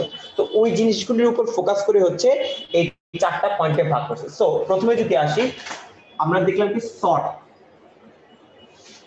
Analysis, right? তো শর্ট অ্যানালাইসিস বলতে এখানে চারটা জিনিস, এস, ডব্লিউ, ও, টি। এস হচ্ছে কি স্ট্রেংথ, ও ডব্লিউ তে হচ্ছে উইকনেস। ওকে আচ্ছা, রাজু শেখ বলছেন বোর্ডে লেখা ভালো বুঝে না। আচ্ছা ঠিক আছে, বুঝতে পারছি। তো আজকে আপাতত যেহেতু হচ্ছে আমার এখানে ছক দেওয়া ছিল, বোর্ডে লেখানোর জন্য যে প্রবলেম হয় আমি এটা বুঝতে পারিনি। তো নেক্সট ক্লাস থেকে A to Z আমি হচ্ছে আপনাদের স্ক্রিন শেয়ারের মাধ্যমে করবো, বোর্ডে কোনো কিছু রাখবো না। ওকে, তো আমি ওইভাবেই স্লাইডটা ক্রিয়েট করবো আপনাদের জন্য। তো আপাতত আজকের এই ক্লাসে একটু কষ্ট করে। ওকে, তো শর্টে হচ্ছে এস তে হচ্ছে স্ট্রেংথ, ডব্লিউ তে হচ্ছে উইকনেস, ও তে হচ্ছে অপরচুনিটি, পি তে হচ্ছে থ্রেটস। ঠিক আছে, সো আপনার ইন্টারনাল এবং পজিটিভ হচ্ছে এস অর্থাৎ স্ট্রেংথ। যেমন ধরি আমি যদি আপনাদের অ্যাডমিশনের কথা বলি, আপনারা আগে থেকে যা পড়ে আসছেন সেটা কিন্তু আপনাদের নিজেদের ভিতর, এবং যদি আগে ঠিক মতো পড়ে আসেন সেটার জন্য আপনার জন্য কি একটা স্ট্রেংথ, যে আপনার পরবর্তীতে ভালো করার সম্ভাবনা থাকে। তো সেটা হচ্ছে কি আপনার স্ট্রেংথ। তারপর হচ্ছে এক্সটার্নাল, কিন্তু এটা আপনার জন্য পজিটিভ, মানে আপনি এটার উপর কোনো ইনফ্লুয়েন্স ফেলতে পারবেন না, কিন্তু সেটা আপনার জন্য একটা পজিটিভ ইফেক্ট ফেলতে পারে। যেমন ধরেন আপনার যে ভার্সিটি পরীক্ষা কবে হওয়ার সম্ভাবনা আছে কেউ বলতে পারেন? ভার্সিটি পরীক্ষা কবে হওয়ার সম্ভাবনা আছে, আইডিয়া আছে কারো? জানুয়ারি মাসে ভাইয়া। আচ্ছা, এখন ধরেন আপনি যে বললেন জানুয়ারি মাসে পরীক্ষা হবে, এখন যদি ফেব্রুয়ারি মাসে হয় সেটা কিন্তু আপনি কন্ট্রোল করতে পারবেন না। তো এখন যদি জানুয়ারি মাসে হয় তাহলে কিন্তু আপনার সময় কম পাবেন। এখন জানুয়ারি মাসে পরীক্ষা যদি মার্চে হয় তাহলে কিন্তু আপনি পড়ার জন্য একটা বেশি সময় পাচ্ছেন। তো এটা কন্ট্রোল করা আপনার পক্ষে সম্ভব না, এবং যদি বেশি সময় পান সেটা আপনার জন্য কি একটা অপরচুনিটি, একটা পজিটিভ সাইড, যে আপনি সময় বেশি পাচ্ছেন তো বেশি বেশি পড়তে পারেন। ওকে, তারপর হচ্ছে ইন্টারনাল বিষয় কিন্তু আপনার জন্য হচ্ছে নেগেটিভ, সেটা হচ্ছে কি উইকনেস। আপনি ইন্টারনাল বিষয় যে আপনি এটা কন্ট্রোল করতে পারবেন কিন্তু সেটা হচ্ছে নেগেটিভ। যেমন ধরেন আপনি ইংরেজিতে দুর্বল, তো এটা কিন্তু আপনার কন্ট্রোল করাটা কিন্তু আপনার উপর ছিল, আপনি চাইলে ইংরেজিতে নিজেকে ডেভেলপ করতে পারতেন কিন্তু করেন না। তো এটা হচ্ছে ইন্টারনাল সাইড, যেহেতু করেন না তো এটা এখন আপনার কি হিসেবে কাজ করবে, উইকনেস হিসেবে কাজ করবে, অর্থাৎ নেগেটিভ একটা সাইড হিসেবে কাজ করবে। আর সবার লাস্টে হচ্ছে এক্সটার্নাল এবং হচ্ছে থ্রেট। এক্সটার্নাল এবং হচ্ছে থ্রেট, যে এটা হচ্ছে আপনি কন্ট্রোল করতে পারবেন না এবং এটা আপনার জন্য একটা ক্ষতিকর মানে প্রভাব ফেলবে। যেমন ধরেন আমরা ভার্সিটি জানি যে পরীক্ষা হবে 5 সাবজেক্টে, বাংলা, ইংরেজি, অ্যাকাউন্টিং, মার্কেটিং, ম্যানেজমেন্ট। এখন হুট করে বললো যে না সি ইউনিটে ম্যাথ পরীক্ষা হবে বা অন্য একটা নতুন সাবজেক্ট ইনক্লুড করে দেবো, তো সেটা কিন্তু আপনি হচ্ছে কি কন্ট্রোল করতে পারবেন না। সো এর জন্য সেটা হচ্ছে থ্রেটটা হচ্ছে ইন্টারনাল এবং নেগেটিভ, যে এরকম এক সাবজেক্ট দিল বললো যে জিকে পরীক্ষা নেব, সো জিকে সাধারণ কিনা আপনি আগেই পড়েন, সো এটা আপনার জন্য সর্ট অফ কি থ্রেট, এটা অ্যাজ আ নেগেটিভ হিসেবে আপনার কাছে কাজ করবে। তো আই গেস হচ্ছে শর্ট অ্যানালাইসিসটা সবাই ক্লারিফাইড হয়ে গিয়েছেন, রাইট? শর্ট অ্যানালাইসিস নিয়ে আর কার কোনো প্রবলেম আছে, কোনটা বুঝি না এরকম কেউ কি আছেন? ভাই আবার একটু আচ্ছা দেখেন বোর্ডটা দেখতে পাচ্ছেন, স্ট্রেংথ এসটা বুঝাচ্ছে কি স্ট্রেংথ, স্ট্রেংথটা হচ্ছে ইন্টারনাল অভ্যন্তরীণ একটা উপাদান এবং পজিটিভ আপনার জন্য একটা সুবিধা হিসেবে কাজ করবে। এটা স্ট্রেংথটা হচ্ছে কি ইন্টারনাল উপাদান, অভ্যন্তরীণ এবং পজিটিভ। তারপর হচ্ছে কি বুঝি নাই কি বললেন?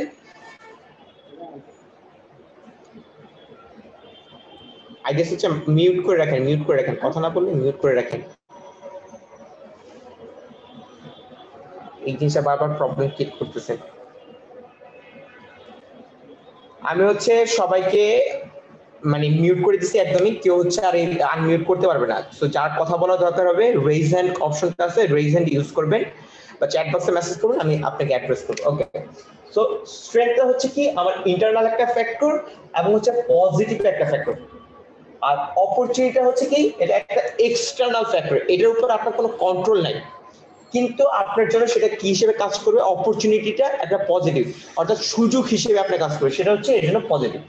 উইকনেসটা হচ্ছে আপনার নেগেটিভ এবং ইন্টারনাল ফ্যাক্টর, অর্থাৎ যে উইকনেসটা আছে আপনি চাইলে সেটাকে হচ্ছে ডেভেলপ করতে পারতেন বাট করেন নাই, যে কোনো কারণে করেন নাই, তো সেটা কাজ করবে কি আপনার অ্যাজ এ ইন্টারনাল ফ্যাক্টর হিসেবে এবং নেগেটিভ দিক হিসেবে।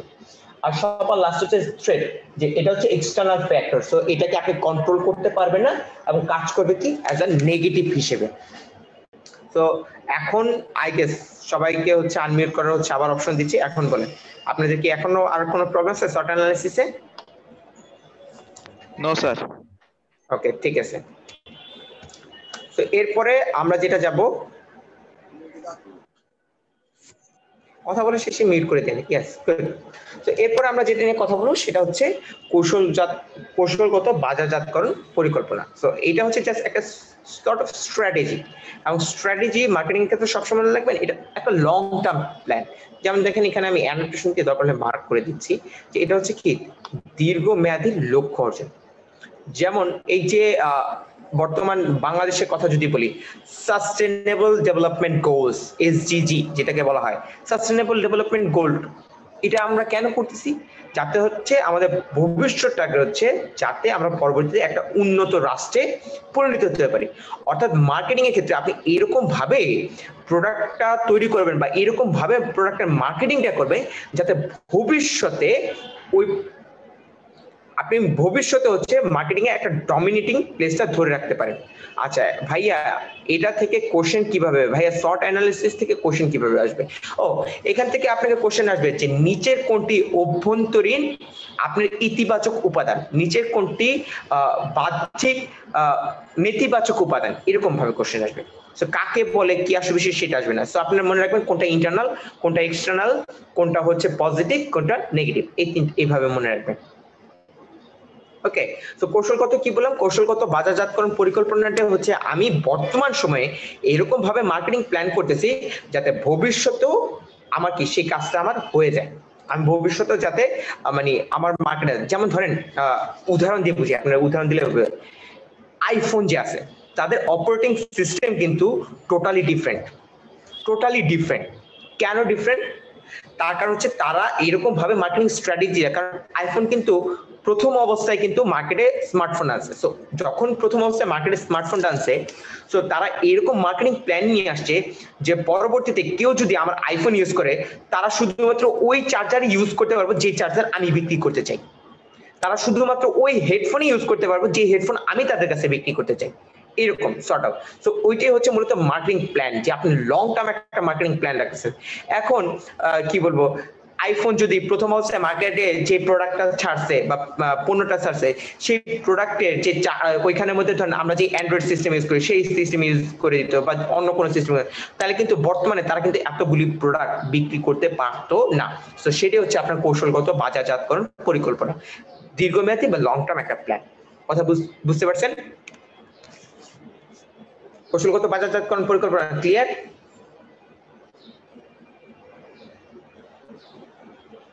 সবাই কি আনমিউট করার অপশন দেই? সবাইকে আনমিউট করার অপশন দিয়েছি তো? জি জি জি ক্লিয়ার। ওকে, কথা বলেন। আচ্ছা, এরপর হচ্ছে কৌশলগত পরিকল্পনার 4টা ধাপ। এই ধাপটা আসলে হচ্ছে অ্যাডমিশনের জন্য দরকার নেই, যে তবুও জাস্ট এইটুকু মনে রাখেন যে কৌশলগত পরিকল্পনার ধাপ কয়টা? 4টা। এখন হচ্ছে কি কি ধাপ, প্রথম ধাপ কি, শেষ ধাপ কি, এরকম একটা কিছু আপনারা করতে পারেন। তো এখানে জাস্ট হচ্ছে তবু শর্টে আপনাকে বুঝিয়ে দিচ্ছি, শর্টে জাস্ট একটু বুঝাই। প্রথমে হচ্ছে মিশন সংজ্ঞায়িত করুন।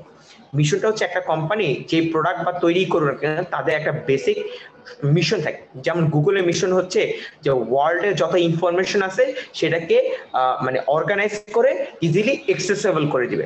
সো দেখেন গুগলের যতই প্রোডাক্ট বা সার্ভিস আছে কিনা তাদের আলটিমেট কোর অবজেক্টিভ কিন্তু ওইটাই হচ্ছে।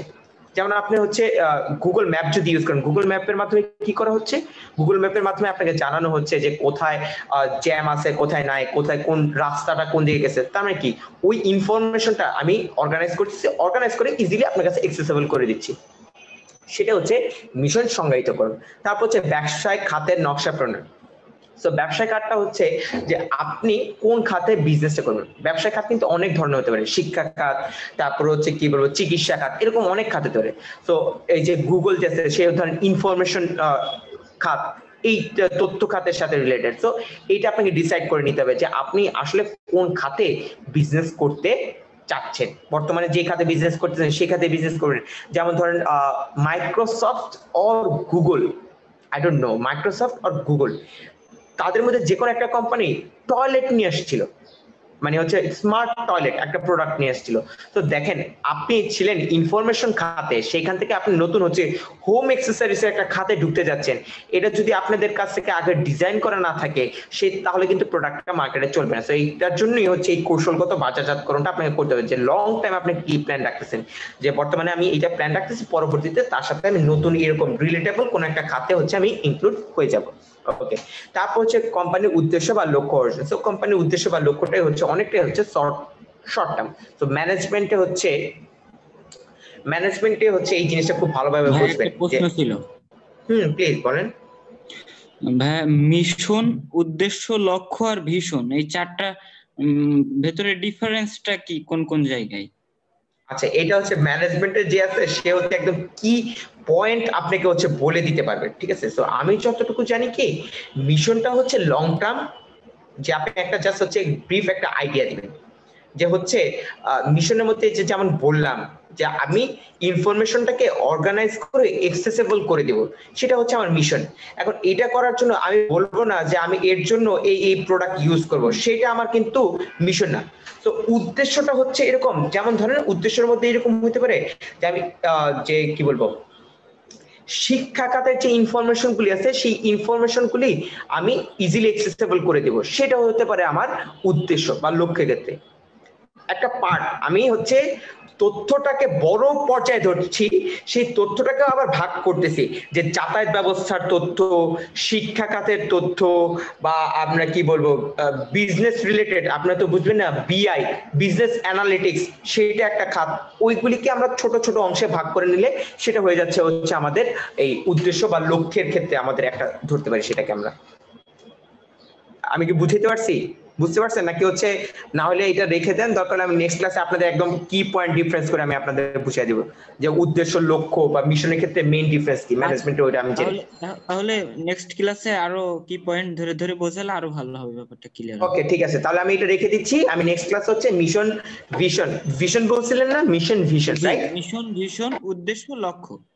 ওকে, এই 4টা ডিফারেন্স হচ্ছে আমি তাহলে আপনাদের নেক্সট ক্লাসে আমি এটা বুঝিয়ে দিব, এটা রেখে দিলাম তাহলে আপনাদের জন্য। Thank you. Okay okay. আচ্ছা, এরপর হচ্ছে মোস্ট ইম্পর্টেন্ট বিসিজি ম্যাট্রিক্স, খুব খুব খুব ইম্পর্টেন্ট।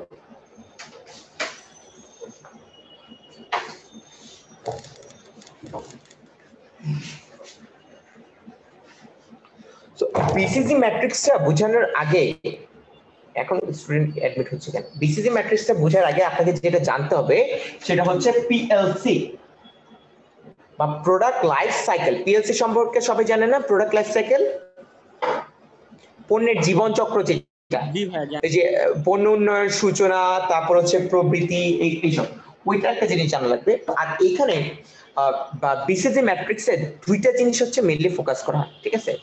একটা হচ্ছে আপনার বাজার শেয়ার, আর একটা হচ্ছে প্রবৃদ্ধির হার। এখন মার্কেটিং এর ভাষায় বাজার শেয়ার কিন্তু টোটালি ডিফারেন্ট জিনিস। যেমন ধরেন আমরা এই যে করোনার কারণে হচ্ছে আমরা হ্যান্ড স্যানিটাইজার ইউজ করছি, রাইট? তো হ্যান্ড স্যানিটাইজার যখন ইউজ করছি, তো ধরেন কেউ এসিআর প্রোডাক্ট কিনছে, কেউ ধরেন হচ্ছে স্কয়ারের প্রোডাক্ট কিনছে, কেউ ধরেন একমির প্রোডাক্ট কিনছে, রাইট? সবাই তো এক কোম্পানির প্রোডাক্ট কিনে নেয়। তো ধরেন 100 জন মানুষ হচ্ছে স্যানিটাইজার কিনতো, তো 100 জনের থেকে ধরেন হচ্ছে 40 জন মানুষ কিনছে এসিআর প্রোডাক্ট, 30 জন কিনছে হচ্ছে স্কয়ারের প্রোডাক্ট, 10 জন কিনছে হচ্ছে একমির প্রোডাক্ট। সো এই যে 40 জন আছে, 40 জন হচ্ছে কি এসিআর মার্কেট শেয়ার, 30 জন যে আছে 30 জন হচ্ছে স্কয়ারের মার্কেট শেয়ার, 10 জন যে আছে এই 10 জন হচ্ছে একমির মার্কেট শেয়ার। এখন মার্কেট শেয়ার জিনিসটা কি সেটা তো বুঝতে পারছেন, যে আপনি যারা কতজন লোক আপনি হচ্ছে প্রোডাক্টটা কিনছে তারা হচ্ছে মূলত মার্কেট শেয়ার। বুঝতে পারছেন কি? আসেন তো? জি স্যার। ওকে, ইনশিওর করেন যে বাজার শেয়ারটা বুঝতে পারছেন কিনা। বাজার শেয়ার বুঝছেন কাকে বলে? আবার ওই মানে ফিনান্সের শেয়ারের সাথে কিন্তু মিলা ফেলে না যে শেয়ারের মূল্য বাড়ছে এটা সেটা। আমি কিন্তু অনেক জায়গায় দেখছি যে শেয়ারের সাথে এটা গোলা ফেলে। এটা হ্যালো স্যার। হ্যাঁ বলেন। হ্যালো হ্যাঁ স্যার, বলেন। এটা কোন অধ্যায় স্যার? পাইতেছি না তো স্যার তুগাইয়া। বিসিজি ম্যাট্রিক্স আপনাদের এইচএসসি লেভেলের বইয়ে নাই। ও স্যার, বুঝতে পারছি স্যার। নিউ এটা। আচ্ছা, আমি লাস্টে আপনাদের দরকার হলে বইয়ের ক্ষেত্রে কিছু বইয়ের কথা আপনাদের বলে দিব না, ঠিক আছে? আচ্ছা, আপাতত হচ্ছে আপনাদের সবাইকে হচ্ছে মিউট করে রাখলাম। ওকে, তো এটা গেল কি যে যেটুক মানুষ আমার প্রোডাক্টটা কিনতেছে সেটা হচ্ছে কি আমার বাজার শেয়ার। এখন দেখেন এখানে 40 জন আছে, এখন চাইলে এসিআই কি আরো 20 জন মানুষকে ক্যাপচার করতে পারে না? অর্থাৎ আপনি কতটুক মানুষকে বিক্রি করতেছেন, আপনি কতটুক মানুষকে আরো বিক্রি বাড়াইতে পারবেন। দেখেন সর্বোচ্চ কিনে কিন্তু 100 জন, তো আপনি 40 থেকে সর্বোচ্চ 100 জন মানুষের কাছে বিক্রি করতে পারবেন, কিন্তু 120 জনের কাছে কিন্তু বিক্রি করতে পারবেন না। এবং আপনি 100 জনেই বিক্রি করতে পারবেন এটা কোনোদিন সম্ভব হয় না। একটা প্রোডাক্টের টোটাল যে টার্গেট মার্কেট থাকে সেই মার্কেটের খুব সামান্য পরিমাণ পার্সেন্টেজ হচ্ছে একটা কোম্পানি দখল করতে পারে। এবং আমার জানা মতে বাংলাদেশের মধ্যে খুব ডমিনেটিং মোবাইল মার্কেটের মধ্যে মানে হচ্ছে মোবাইল ব্যাংকিং যে সার্ভিস আছে তার মধ্যে বিকাশ মনে হয় 45 থেকে 55% সর্বোচ্চ। সে হচ্ছে এটা খুবই, কারণ প্রত্যেকটা কোম্পানি যদি টোটাল মার্কেটের 20 থেকে 25% বা 30%ও ক্যাপচার করতে পারে তাহলে তারা হ্যাপি। এবং এই 30% ক্যাপচার করা অনেক বড় একটা ব্যাপার, ঠিক আছে? তো এখানে বিসিজি ম্যাট্রিক্সে আমরা কি মাথা রাখবো? দুইটা জিনিস মাথা রাখবো। একটা হচ্ছে আমরা বর্তমানে কতজনকে প্রোডাক্টটা বিক্রি করতেছি এবং এই বিক্রিটা আরো বাড়ানো সম্ভব কিনা। আবারও বলতেছি, আমরা বর্তমানে কতজনকে বিক্রি করতেছি এবং এই বিক্রিটা আরো বাড়ানো সম্ভব কিনা, এই দুইটা জিনিস হচ্ছে আমরা মূলত ফলো করবো। তো এখন হচ্ছে আমরা পিএলসি বা প্রোডাক্ট লাইফ সাইকেলটাকে একটু মনে করি।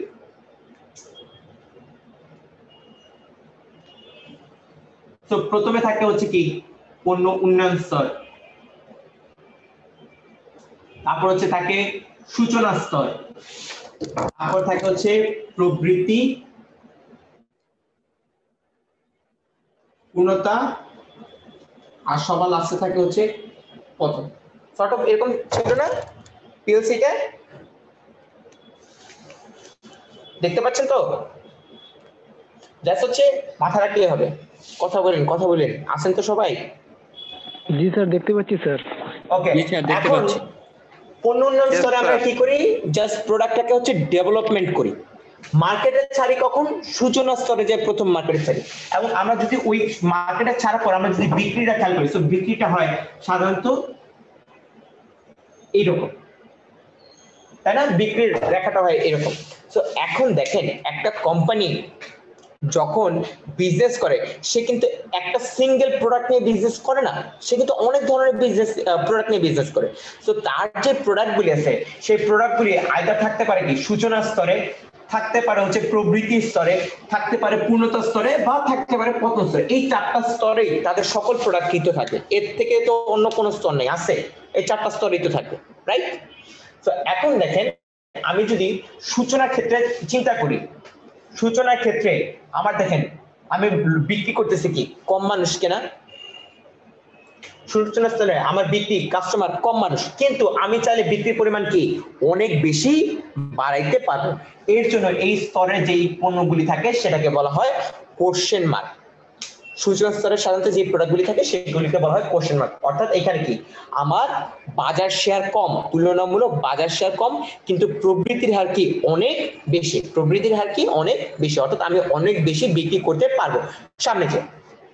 দ্বিতীয় স্টেজে যদি দেখি তাহলে দেখেন আগের থেকে আমার বাজার শেয়ার কি বেশি হয়েছে না, আগের থেকে বাজার শেয়ার কিন্তু কি এখন বেশি হয়েছে, বিক্রয়ের পরিমাণ বেড়ে গেছে, এবং চাইলে আমি বিক্রয়ের পরিমাণ আরো বাড়াইতে পারবো। অর্থাৎ আমার বাজার শেয়ারের পরিমাণও বেশি তুলনামূলক এবং প্রবৃদ্ধির হারও কি তুলনামূলক বেশি। তো এখন এটাকে বলা হয় স্টার। অর্থাৎ স্টার মানে হচ্ছে যখন আপনার প্রবৃদ্ধির হারও বেশি এবং বাজার শেয়ারের পরিমাণও সেটা বেশি, তখন হচ্ছে স্টার। পূর্ণতা স্তরে যে দেখেন তুলনামূলক আমার বাজার শেয়ার কিন্তু বেশি, বাজার শেয়ারের পরিমাণ কি আগের থেকে বেশি, কিন্তু আপনি চাইলেও বিক্রির পরিমাণ কিন্তু আর বাড়াইতে পারবেন না। বিক্রির পরিমাণ কি আর বাড়াইতে পারবেন পূর্ণতা স্তরে? এর থেকে তো আর বাড়াইতে পারবেন না, সর্বোচ্চ পরিমাণে পড়ে গেছে।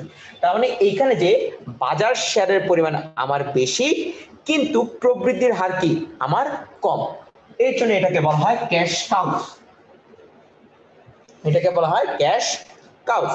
এবং সবার লাস্টে আমরা যদি পতন স্তরের কথা চিন্তা করি তাহলে দেখেন আগের থেকে কি আমার শেয়ার যারা কিনতো এখন কম লোক কিনতেছে না, আগের থেকে কি কম মানুষ কিনতেছে, এবং আমি চাইলেও কিন্তু হচ্ছে মানে বিক্রির পরিমাণ আর বাড়াইতে পারবে না। অর্থাৎ যখন বাজার শেয়ারের পরিমাণ কমে যাবে এবং প্রবৃদ্ধির হারও কমে যাবে তখন সেটাকে আমরা বলি ডগস। ওকে, তো এই ছিল মূলত বিসিজি ম্যাট্রিক্স। চ্যাট বক্সে মেসেজ দিয়েছেন আর কার কি ভাইয়া বুঝতেছি না। হ্যালো ভাইয়া। হ্যাঁ বলেন ভাইয়া, কোন স্তরে বিক্রয়টা বেশি হয়, মানে খুব বেশি? পূর্ণতা স্তরে সবচেয়ে বেশি বিক্রি হবে, এর থেকে বেশি বিক্রি আপনার পক্ষে করা সম্ভব না। আচ্ছা ভাই, তাহলে ভাইয়া প্রবৃদ্ধি স্তরে কি? প্রবৃদ্ধি স্তরে হচ্ছে মানে আপনি এটা যখন আপনি একটা প্রোডাক্ট মার্কেটে ছাড়েন, মার্কেটে ছাড়ার সাথে সাথে তো সেই প্রোডাক্টটা মানে হুট করে বেড়ে যাবে না, আপনাকে একটা সময় নিবে, সময় নিয়ে আস্তে আস্তে প্রোডাক্টটা বিক্রি হওয়া স্টার্ট করবে।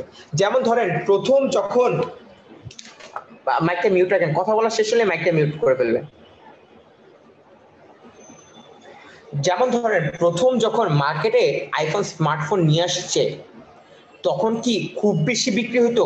খুব বেশি কিন্তু বিক্রি হতো না। বা কম্পিউটারের ক্ষেত্রে প্রথম যখন কম্পিউটার আসে, বর্তমানে আমরা মানুষ যারা স্মার্টফোন ইউজ করতেছি বা কম্পিউটার ইউজ করতেছি এখন যে পরিমাণে ইউজ করি, তো ওই অবস্থায় কি হচ্ছে আগে যখন প্রথম বেরোচ্ছে তখন কি ওই পরিমাণ বিক্রি হতো? বিক্রি হতো না।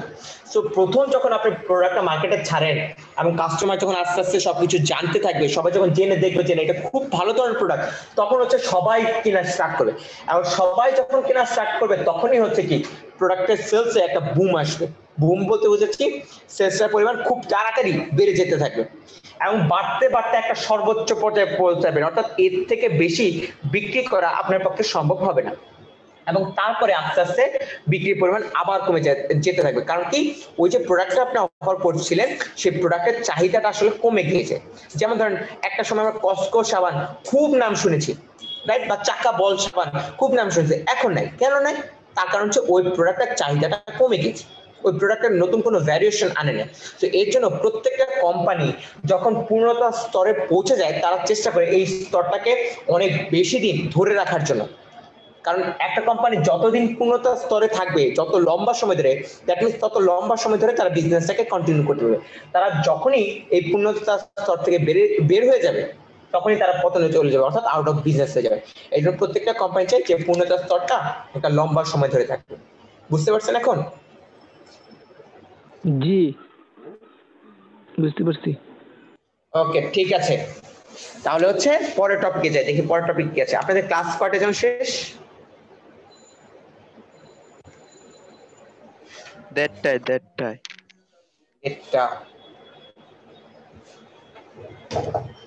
ওকে, এরপর হচ্ছে প্রোডাক্ট এবং হচ্ছে মার্কেট ডেভেলপমেন্ট স্ট্র্যাটেজি।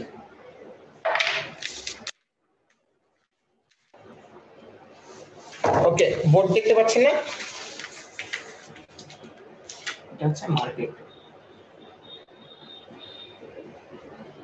ওকে, সো দেখেন এখানে টপিকে নামের মধ্যে বলে দিছে আমরা কি product and market development strategy, product and market development strategy. So আমরা হচ্ছে প্রোডাক্ট এবং মার্কেটটাকে কিভাবে ডেভেলপ করা যায় সেই স্ট্র্যাটেজিগুলি নিয়ে হচ্ছে এখন আমরা কথা বলবো, কোন কোন ওয়েতে।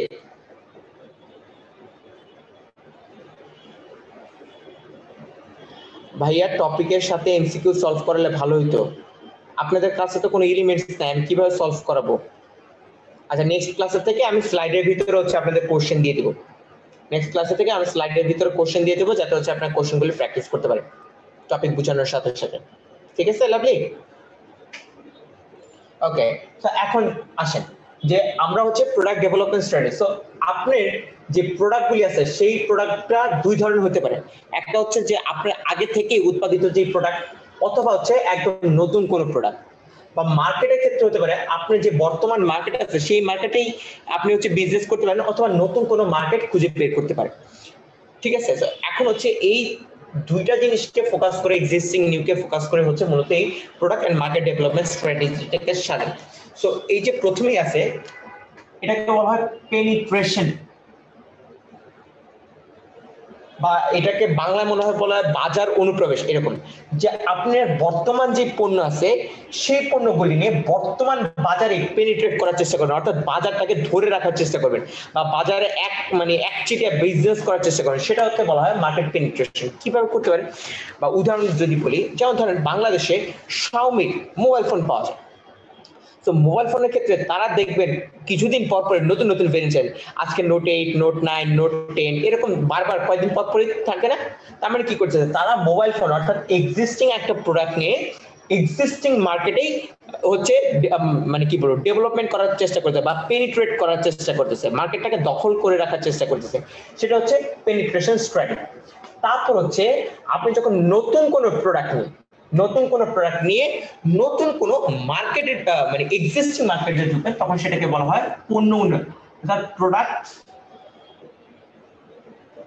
ডেভেলপমেন্ট। প্রোডাক্ট ডেভেলপমেন্ট অর্থাৎ কি, পণ্য কি, নতুন পণ্য, বাজার কি, এক্সিস্টিং বাজার, তখন সেটাকে বলতেছি প্রোডাক্ট ডেভেলপমেন্ট। যেমন ধরেন শাওমির ক্ষেত্রে যদি বলি, শাওমি প্রথমে বাংলাদেশে কি নিয়ে আসে, স্মার্টফোন নিয়ে আসে। এর পরবর্তীতে দেখা যায় তাদের হচ্ছে হোম অ্যাক্সেসরি গ্যাজেটও আনা শুরু করে, স্মার্ট ওয়াচ, ফিটনেস ট্র্যাকার, তারপর হচ্ছে কি বলবো ট্রুলি ওয়্যারলেস হেডফোন, এই জিনিসগুলি তারা এনে। তার মানে কি, বাংলাদেশ এক্সিস্টিং একটা মার্কেট ছিল, সেই মার্কেটে তারা হচ্ছে কি নতুন নতুন প্রোডাক্ট নিয়ে আসতেছে। বুঝতে পারছেন? সেটা হচ্ছে কি আমার প্রোডাক্ট ডেভেলপমেন্ট স্ট্র্যাটেজি। তারপর হচ্ছে আমার যে এক্সিস্টিং প্রোডাক্ট আছে সেই প্রোডাক্টগুলি নিয়ে আমি নতুন নতুন মার্কেটে যাব, তখন সেটাকে বলা হয় মার্কেট ডেভেলপমেন্ট স্ট্র্যাটেজি। অর্থাৎ কি, আমার বর্তমান যে পণ্য আছে সেই পণ্যগুলি নিয়ে আমি নতুন বাজারে ইনক্লুড করতেছি, নতুন বাজারে ঢুকতেছি। সে ফর এক্সাম্পল যেমন শাওমি ফোনটা যে আছে, এই শাওমি ব্র্যান্ডটা মূলত প্রথমে ছিল কোথায়, চায়নাতে, রাইট? চায়নাতে ছিল। পরবর্তীতে তারা এক্সপ্যান্ড করে নতুন মার্কেট কোথায় খুঁজে বের করলো, এশিয়া অর্থাৎ বাংলাদেশ বা ইন্ডিয়া, এইখানে আসলো। এখন ইন্ডিয়ার পরবর্তীতে তারা চিন্তা করলো কি, যে শুধু ইন্ডিয়া না, আমরা পশ্চিম দেশগুলিতে বিক্রি করবো, অর্থাৎ ইউকে, জার্মানি, ওই দেশগুলিতে তারা বিক্রি করা স্টার্ট করলো। এটা হচ্ছে কি, আমার যে বর্তমান প্রোডাক্ট আছে সেই বর্তমান প্রোডাক্টগুলি নিয়ে আমি হচ্ছে কি নতুন নতুন মার্কেটের কাছে যাচ্ছি। আর সবার লাস্টে হচ্ছে আমার মার্কেটের নিউ এবং হচ্ছে প্রোডাক্টের নিউ, সেইটাকে বলা হয় ডাইভার্সিফিকেশন। বৈচিত্র্যকরণ যে ব্যাপারটা। সো ডাইভার্সিফিকেশন মেইন কথা কি, নতুন পণ্য, নতুন বাজার। সো এখন ধরেন শাওমি, তারপর হচ্ছে কি শাওমি উগান্ডায় যে জুতা বিক্রি করা স্টার্ট হলো, Xiaomi উগান্ডা যে জুতা বিক্রি করা স্টার্ট করে, তার মানে কি টোটালি নতুন প্রোডাক্ট এবং টোটালি নতুন মার্কেট। তো তখন সেটা হয়ে যাবে ডাইভার্সিফিকেশন স্ট্র্যাটেজি। তো এখন এটা বুঝতে পারছেন পণ্য বা মার্কেট গ্রিড যেটা আছে, এটাতে কার কোনো প্রবলেম আছে? জি ভাইয়া, মানে আর একটু ভাইয়া মানে বুঝিয়ে দেন ভাইয়া একটু। রিভিউ দিব? জি ভাইয়া। আচ্ছা, প্রথমে হচ্ছে মিউট করে ফেলেন। প্রথমে হচ্ছে মার্কেট পেনিট্রেশন বা বাজার অনুপ্রবেশ। তো আপনি যখন আপনার বর্তমান প্রোডাক্টগুলি নিয়ে বর্তমান বাজারটাকে ধরে রাখার চেষ্টা করবেন বা একচেটিয়া ভাবে বিজনেস করার চেষ্টা করবেন, তখন সেটাকে বলা হয় পেনিট্রেশন, মার্কেট পেনিট্রেশন। তারপর আপনি যখন বর্তমান বাজারে নতুন কোনো প্রোডাক্ট আনার চেষ্টা করবেন, বর্তমান বাজারে নতুন প্রোডাক্ট আনার চেষ্টা করবেন, তখন সেটাকে বলা হয় প্রোডাক্ট ডেভেলপমেন্ট। তারপর আপনি যখন বর্তমান যে প্রোডাক্ট গুলি আছে সেই প্রোডাক্ট গুলি নিয়ে নতুন নতুন জায়গায় যে বিক্রি করতেছেন, কখনো বাংলাদেশে, কখনো ইন্ডিয়াতে, কখনো ইউকেতে, কখনো আমেরিকাতে, অর্থাৎ নতুন নতুন জায়গায় যে বিক্রি করতেছেন, তখন সেটাকে বলা হয় মার্কেট ডেভেলপমেন্ট। আর সবার লাস্টে হচ্ছে ডাইভার্সিফিকেশন, অর্থাৎ আপনি একদম নতুন কোনো হচ্ছে জায়গা চুজ করে নতুন কোনো প্রোডাক্ট নিয়ে হচ্ছে কাজ করতেন। যেমন Xiaomi যে উদাহরণটা দিয়েছে, যে Xiaomi কোনোদিন জুতা নিয়ে কাজ করে নাই, তো তারা কি করলো উগান্ডাতে কোনোদিন বিজনেস, তো তারা এখন উগান্ডাতে যে জুতার বিজনেস শুরু করলো, সেইটা হচ্ছে আমাদের ডাইভার্সিফিকেশন স্ট্র্যাটেজি। বুঝতে পারছেন এখন? জি বুঝতে পারছি। ওকে, আলহামদুলিল্লাহ। সো এরপরে মানে আমাদের হচ্ছে যে উদাহরণটা আছে পরিবেশ, লাস্ট টপিক, সেটা হচ্ছে পরিবেশ। বলা একদম ঘুরে গিয়েছে।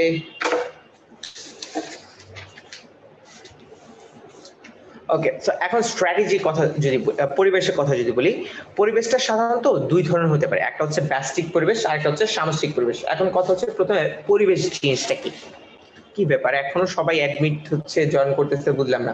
Thank you. ওকে, সো এখন পরিবেশের ক্ষেত্রে যদি বলি, এখানে ওয়ার্ডটা হচ্ছে কি বিপণন পরিবেশ।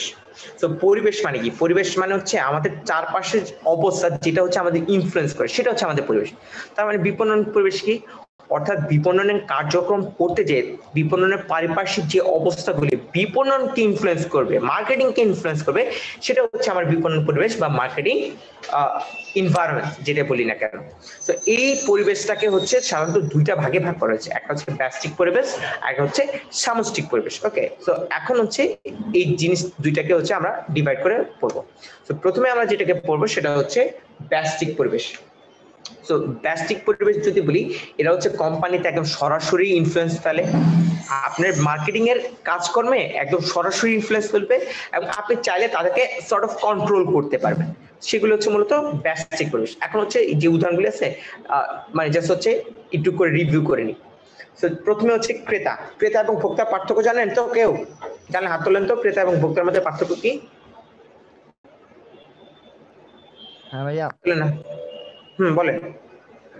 ভোক্তা শুধু ভোক্তা যে তার নিজের বা পরিবারের ভোগের জন্য পণ্য ক্রয় করে, আর ক্রেতা সে নিজে ওই পণ্যটা ভোগও করতে পারে অথবা চাইলে বিক্রিও করে দিতে পারে, বিক্রির জন্য যে পণ্যটা ক্রয় করে।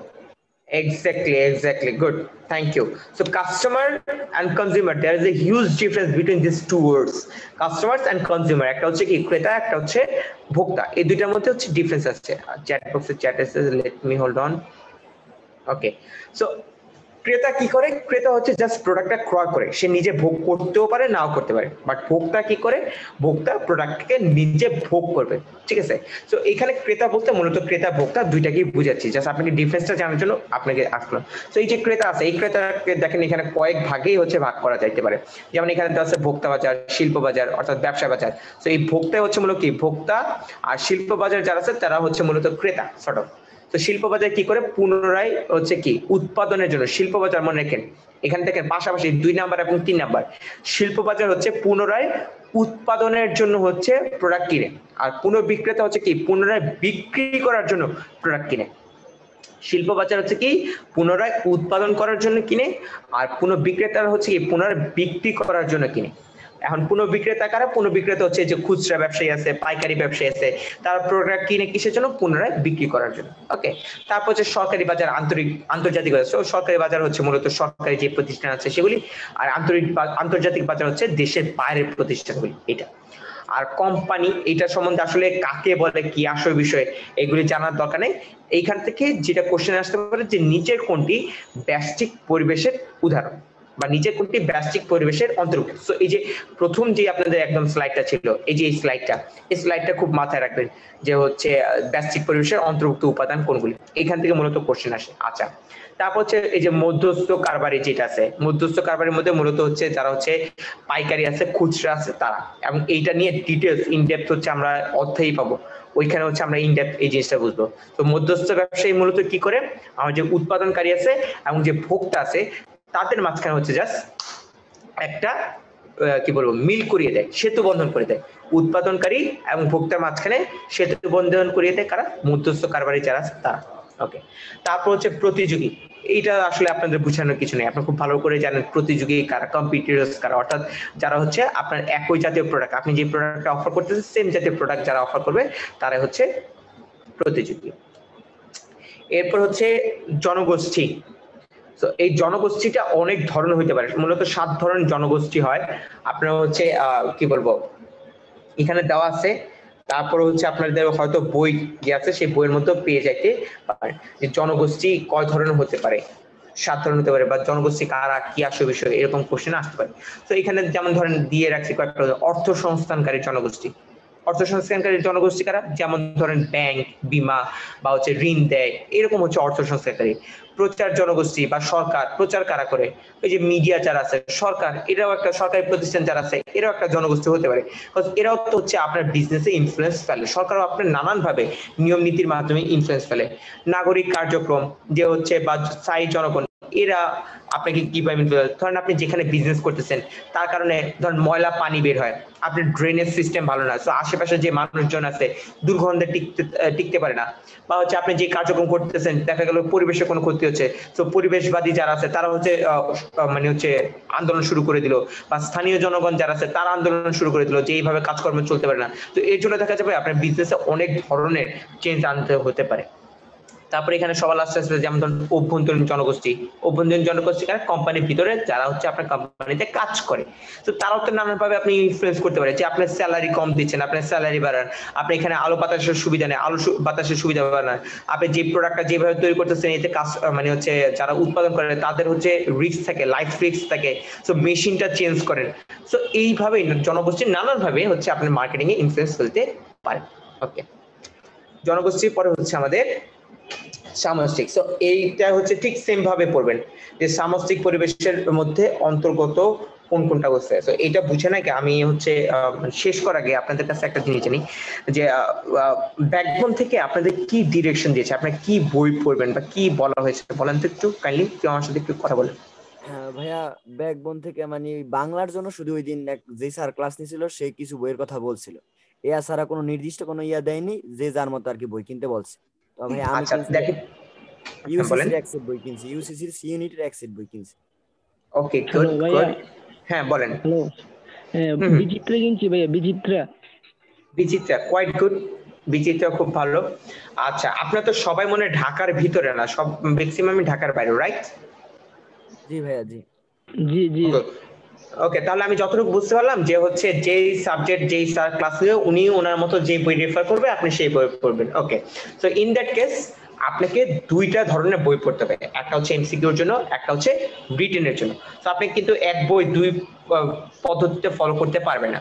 তো যারা হচ্ছে এমসিকিউর জন্য ধরেন ইউসিসি রেসপেক্ট কিনেছেন বা মার্কেটিং বিচিত্রা কিনেছেন, আলহামদুলিল্লাহ ভালো, এমসিকিউর জন্য আপনি পড়তে থাকেন, যাই পড়েন না কেন শেষ করেন, ঠিক আছে? তো এর বাইরে আপনি যেটা কিনতে পারেন, রিটেনের জন্য বই কিনবেন হচ্ছে মেঘনা কার্টা, রিটেনের জন্য বই কিনবেন মেঘনা কার্টা। সো ঢাকার বাইরে যারা আছেন তারা যে কাজটা করতে পারেন, আমার তো হচ্ছে এখন এক্সাক্ট মনে নাই, আপনারা যদি হোল্ড করেন 1 মিনিট তাহলে হচ্ছে আমি আপনাদের বইয়ের লিংকটা দিয়ে দিব, আপনি কি একটু 1 মিনিট হোল্ড করবেন? জি ভাইয়া, জি। মেঘনা কাটা ওইটা কি বলতেছি। না, মেঘনা কাটা হচ্ছে আপনার 5 সাবজেক্টের রিটেন নিয়ে করা।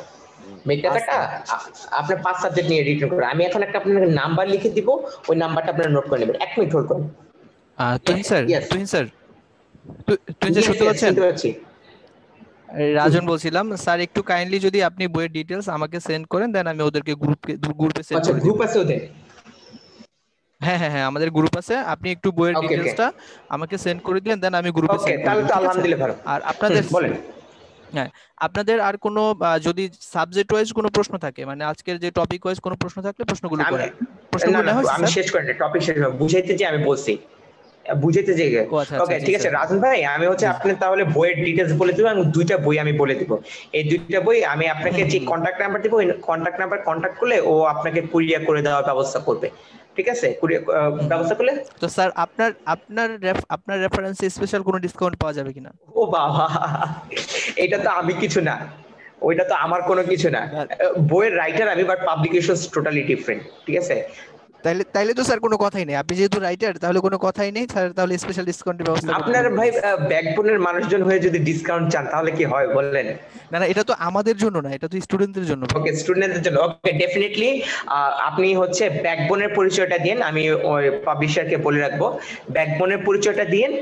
আর হচ্ছে আমার কথাটা বলেন, আমি ওনাকে বলে রাখবো যাতে হচ্ছে মানে বাজারে যে প্রাইস আছে সেখান থেকে যাতে একটু অন্তত কম রাখে, ঠিক আছে?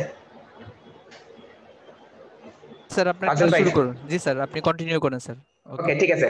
সো আপনারা যাদের জন্য আছে যে ওই বই দুইটা পড়লেই আপনাদের হচ্ছে এমসিকিউর জন্য একটা বই দিব, সেটা হচ্ছে ফাইনাল বাইট। ওই ফাইনাল বাইটটা পড়লে হবে, ওইটা সর্ট অফ সাজেশন, ঠিক আছে? ওই জাস্ট এখন সাজেশনটাই আপনারা ফলো করেন। আর মেঘনা কোরাটা হচ্ছে রিটেন, ঠিক আছে? সো রিটেনের জন্য ওই মেঘনা কাটাটা দেখলে হচ্ছে আপনার এমসিকিউ প্লাস রিটেন দুইটা আপনার কভার হয়ে যাবে, ঠিক আছে? তো আর কোনো প্রবলেম হবে না ইনশাআল্লাহ। ওকে, সো এখন হচ্ছে বলেন। একটা বইয়ের মধ্যে কি ভাই সবগুলো ইনক্লুড করা আছে? মেঘনা কাটার মধ্যে 5 সাবজেক্টের রিটেন দেওয়া আছে। হ্যাঁ বুঝতে পারছি ভাই। ঠিক আছে, মেঘনা কাটার মধ্যে মার্কেটিং এর হচ্ছে রিটেন দেওয়া আছে। ওকে, তো এখন হচ্ছে আমাদের আজকে সবার লাস্ট টপিক, সেটা হচ্ছে সামষ্টিক পরিবেশ। তো এখান থেকে হচ্ছে যেরকম বললাম যে এইখানে আপনাদের কোশ্চেন আসবে নিচে কোনটি সামষ্টিক পরিবেশের অন্তর্গত, বা আপনাদের কোশ্চেন আসবে যখন আপনারা শীট করবেন তখন এখান থেকে বুঝতে পারবেন। যেমন ধরেন এই যে এখানে প্রথমে আছে জনসংখ্যা ভিত্তিক। তো জনসংখ্যার মধ্যে আমি অ্যানোটেশন ইউজ করে দেখাচ্ছি। দেখেন এখানে আছে কি জনসংখ্যার পরিমাণ, ঘনত্ব, বয়স, লিঙ্গ, পেশা। তো আপনি এখান থেকে কোশ্চেন আসতে পারে কি বয়স কোন ধরনের পরিবেশের অন্তর্গত, রাইট অ্যান্সার হবে কি জনসংখ্যা ভিত্তিক পরিবেশ। তো জনসংখ্যা ভিত্তিক পরিবেশের আন্ডারে কোন কোনগুলি পড়ে সেইগুলো হচ্ছে আপনাকে ওই যে বই যেটা দিব বললাম সেখান থেকে হচ্ছে আপনারা ফলো করে নেবেন, সেখান থেকে হচ্ছে আপনারা পেয়ে যাবেন, ঠিক আছে? তো জনসংখ্যা পরিবেশগত যেটা বলি, তো ডিফারেন্স। আবার মেসেজ দিয়েছেন কে? এটা কি এখন কিনবো না পরে কিনবো? ডেফিনেটলি এখন কিনবেন, এখন কিনে এখনই পড়া শেষ করে দেন। আপনি যত তাড়াতাড়ি কিনে পড়া যত তাড়াতাড়ি শেষ করবেন তত তো আপনারই ভালো, বুঝলেন? তো এবং হচ্ছে আমি যখন পড়াচ্ছি, পড়ানোর সময় হচ্ছে দেখা যাবে যে আপনি ওই বইটার সাথে রিলেট করে আমি এই টপিকটা বুঝিয়ে দেওয়ার পর আজকেই ওই বইটা দিয়ে পড়তে বসে গেলেন, সাথে সাথে হচ্ছে ওই পড়াটা শেষ করে দেবে। তো এটা আপনাদের জন্য অনেকটা বেনিফিটেড হবে, ঠিক আছে? বুঝতে পারছেন? ওকে, তো জনসংখ্যা পরিবেশ বলতে বোঝানো হচ্ছে যেটা ডেমোগ্রাফিকের সাথে রিলেটেড, ডেমোগ্রাফির সাথে রিলেটেড, ঠিক আছে? অর্থাৎ জনসংখ্যার সাথে যে আপনার বয়স, লিঙ্গ বা হচ্ছে ঘনত্ব, এই সবকিছু কিন্তু জনসংখ্যার সাথে রিলেটেড। সো ওই সবকিছু আসবে জনসংখ্যার সাথে। তারপর হচ্ছে সাংস্কৃতিক পরিবেশ। তো সংস্কৃতির মধ্যে সাংস্কৃতিকটা হচ্ছে কি? একটু কথা বলতাম তুহিন স্যার। হ্যাঁ প্লিজ স্যার, ক্লাসটা শেষ করে আপনি এন্ড করে দিয়েন, ঠিক আছে স্যার? আপনার ওইখান থেকে, কারণ আপনি তো হোস্ট। ওকে ঠিক আছে sir. Okay okay, totally end করে দেব। ওকে, থ্যাংক ইউ। তারপর হচ্ছে আমাদের লাস্টে আছে কি সাংস্কৃতিক পরিবেশ। সাংস্কৃতিক পরিবেশ হচ্ছে কি আমাদের ধর্মীয় শিক্ষা, আমাদের মূল্যবোধ যা কিছু আছে সবকিছু হচ্ছে সাংস্কৃতিক পরিবেশ। রাজনৈতিক পরিবেশ হচ্ছে সরকারিভাবে যে আইন কানুন নিয়ম কানুন দেওয়া থাকে সেগুলো হচ্ছে আমার রাজনৈতিক পরিবেশ। অর্থনৈতিক পরিবেশ হচ্ছে একটা দেশের অর্থনীতি কিন্তু অনেক কিছু থাকতে পারে, যেমন একটা দেশের অর্থনৈতিক ক্রয় ক্ষমতা কত, সেই দেশের মুদ্রাস্ফীতির কত, সেই দেশে ঋণ দেয় কিনা। যেমন দেখেন বাইরের দেশগুলিতে আমরা বলি ইউকে তে বা মধ্যপ্রাচ্যের দেশগুলি যে আছে, বা আমরা সাধারণত আমাদের যে বিদেশের প্রোডাক্ট খুবই ভালো। কেন ভালো? তার কারণ কিন্তু ওই দেশের প্রোডাক্টের দাম অনেক বেশি। যেমন ধরেন আমরা যে লিপ বাম ইউজ করি, আমরা ধরেন নিভিয়ার একটা লিপ বাম, আপনি যদি নিভিয়ার লিপ বাম দেশিটা কিনেন সেটার দাম হচ্ছে 60 টাকা। স্বপ্ন বা এগোরা যাতেই যান আপনার একটা লিপ বামের দাম হচ্ছে 60 টাকা, কিন্তু আপনি নিভিয়া অরিজিনাল যদি লিপ বামের প্রোডাক্ট কিনতে যান সেটার দাম হচ্ছে 240 টাকা। কোথায় 60 টাকা, কোথায় 240 টাকা। তো ওই দেশে কেন দাম বেশি রাখতেছে, কেন প্রোডাক্টের কোয়ালিটি বেশি? কারণ ওদের ক্রয় ক্ষমতাটা আছে, ওরা একটা লিপ বাম 260 টাকা দিয়ে কিনতে পারবে, কিন্তু বাঙালিরা কিনতে পারবে না। এর জন্য এই দেশের টার্গেট মার্কেটকে আমি চিন্তা ভাবনা করে এই দেশের মতো হচ্ছে আমি প্রোডাক্টটাকে অফার করতেছি, প্রাইসটাকে অফার করতেছি। বুঝতে পারছেন? এটা হচ্ছে অর্থনৈতিক পরিবেশ। তারপর হচ্ছে প্রাকৃতিক পরিবেশ। তো প্রকৃতিও অনেক সময় মার্কেটিং এ ইনফ্লুয়েন্স ফেলে। যেমন রিসেন্ট আপনারা যদি ফেসবুকে অ্যাক্টিভ থাকেন দেখবেন রিসেন্টলি সাজেক নিয়ে অনেক কথা হচ্ছে, হাইপ হচ্ছে। কেন হাইপ হচ্ছে? এই সময়টাতে ওইখানকার পরিবেশটা বা প্রাকৃতিক পরিবেশটা অনেক সুন্দর, এর জন্য হচ্ছে ওইখানের নিয়ে সাজেক নিয়ে এত কথাবার্তা হচ্ছে।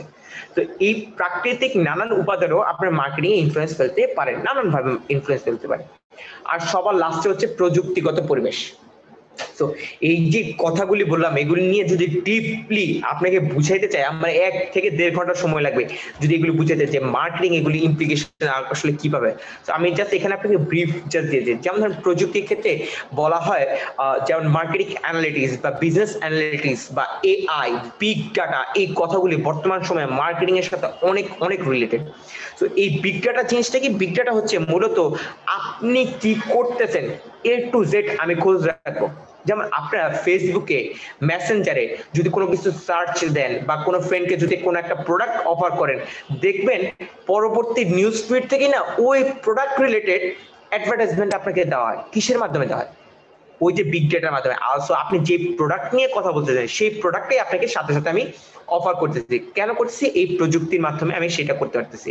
অর্থাৎ প্রযুক্তির মাধ্যমে আপনার যে চাহিদা আছে সেই চাহিদা অনুযায়ী আমি আপনাকে প্রোডাক্টগুলি অফার করতে পারছি।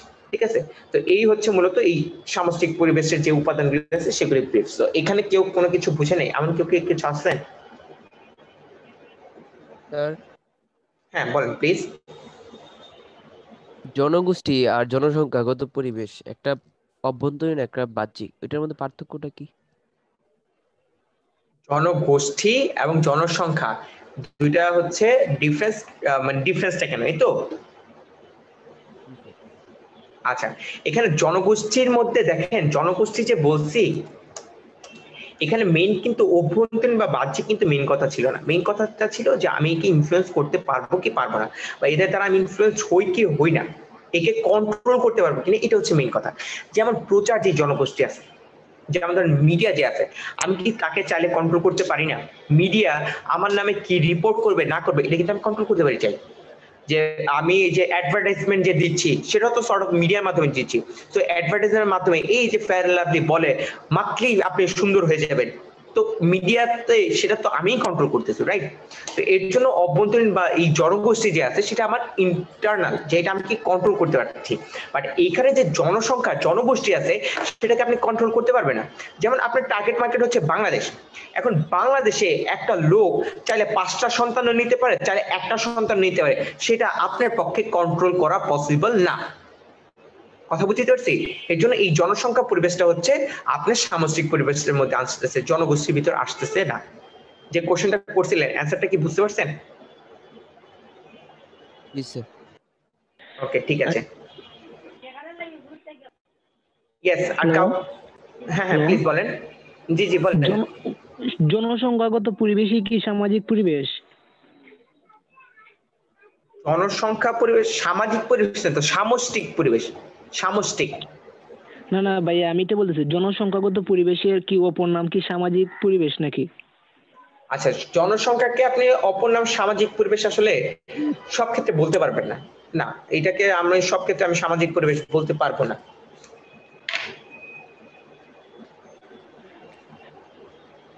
অ্যানসার পেয়েছেন? জি ভাইয়া। ওকে, ঠিক আছে। তারপর আর কারো কিছু কি আছে? আজকে যা যা বুঝেছি কার কোনো কোশ্চেন আছে এই সম্পর্কে? ভাই একটা আছে কোয়েকশন। হ্যাঁ প্লিজ বলেন। হ্যাঁ ভাইয়া, ক্রেতার সন্তুষ্টি আর বেলু, ক্রেতা বেলু দুটোর মধ্যে ভাইয়া একটু যদি বলতেন ভাইয়া। এটা তো বুঝিয়েছিলাম, ভুলে গিয়েছেন? না ভাই, এটা মানে বুঝতে পারছি না কি ভাইয়া, আর কি একটু। আচ্ছা ঠিক আছে। আই ডোন্ট নো, রাজন ভাই কি আছেন? রাজন ভাই, রাজন ভাই,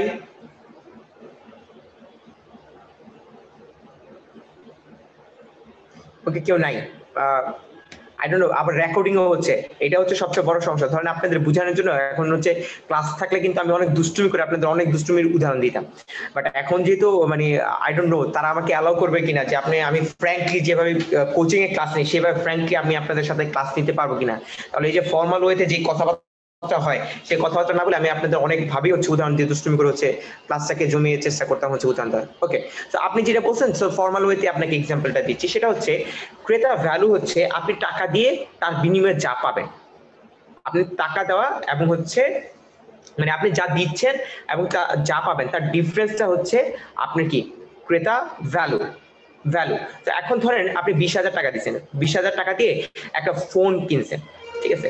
আর ফোন কেনার পরে আপনি ফাংশনাল বেনিফিট যে ইমোশনাল বেনিফিট বললাম, আপনি ফাংশনাল বেনিফিটটা এখানে পেতে পারেন কি কি, যে আপনি ছবি তুলবেন। তো আপনি এখন যখন ছবি তুলতে যাচ্ছেন আপনি কিন্তু ক্রেতার ভ্যালু পেয়ে গেছেন, যে আপনি যা যা মানে 20,000 টাকা দিচ্ছেন তার বিনিময়ে একটা কিন্তু ফোন দিছি।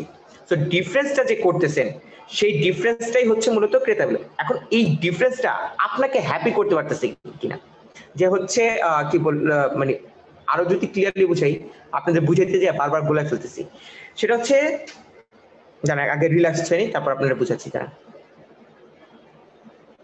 ওকে, তো এখন ধরেন 20,000 টাকা দিয়ে একটা ফোন কিনছেন, ফোন থেকে আপনি ক্যামেরাটা দিয়ে হচ্ছে ছবি তুলবেন। তো ছবি তোলাটা এটা হচ্ছে আপনার একটা ফাংশনাল বেনিফিট, আপনি বেনিফিট পাইছেন। তো ডিফারেন্সটা হচ্ছে ওই যে ক্যামেরা তুলছেন বা যেই সর্ট অফ যে জিনিসগুলি পাচ্ছেন সেগুলি হচ্ছে আপনার জন্য সর্ট অফ ভ্যালু।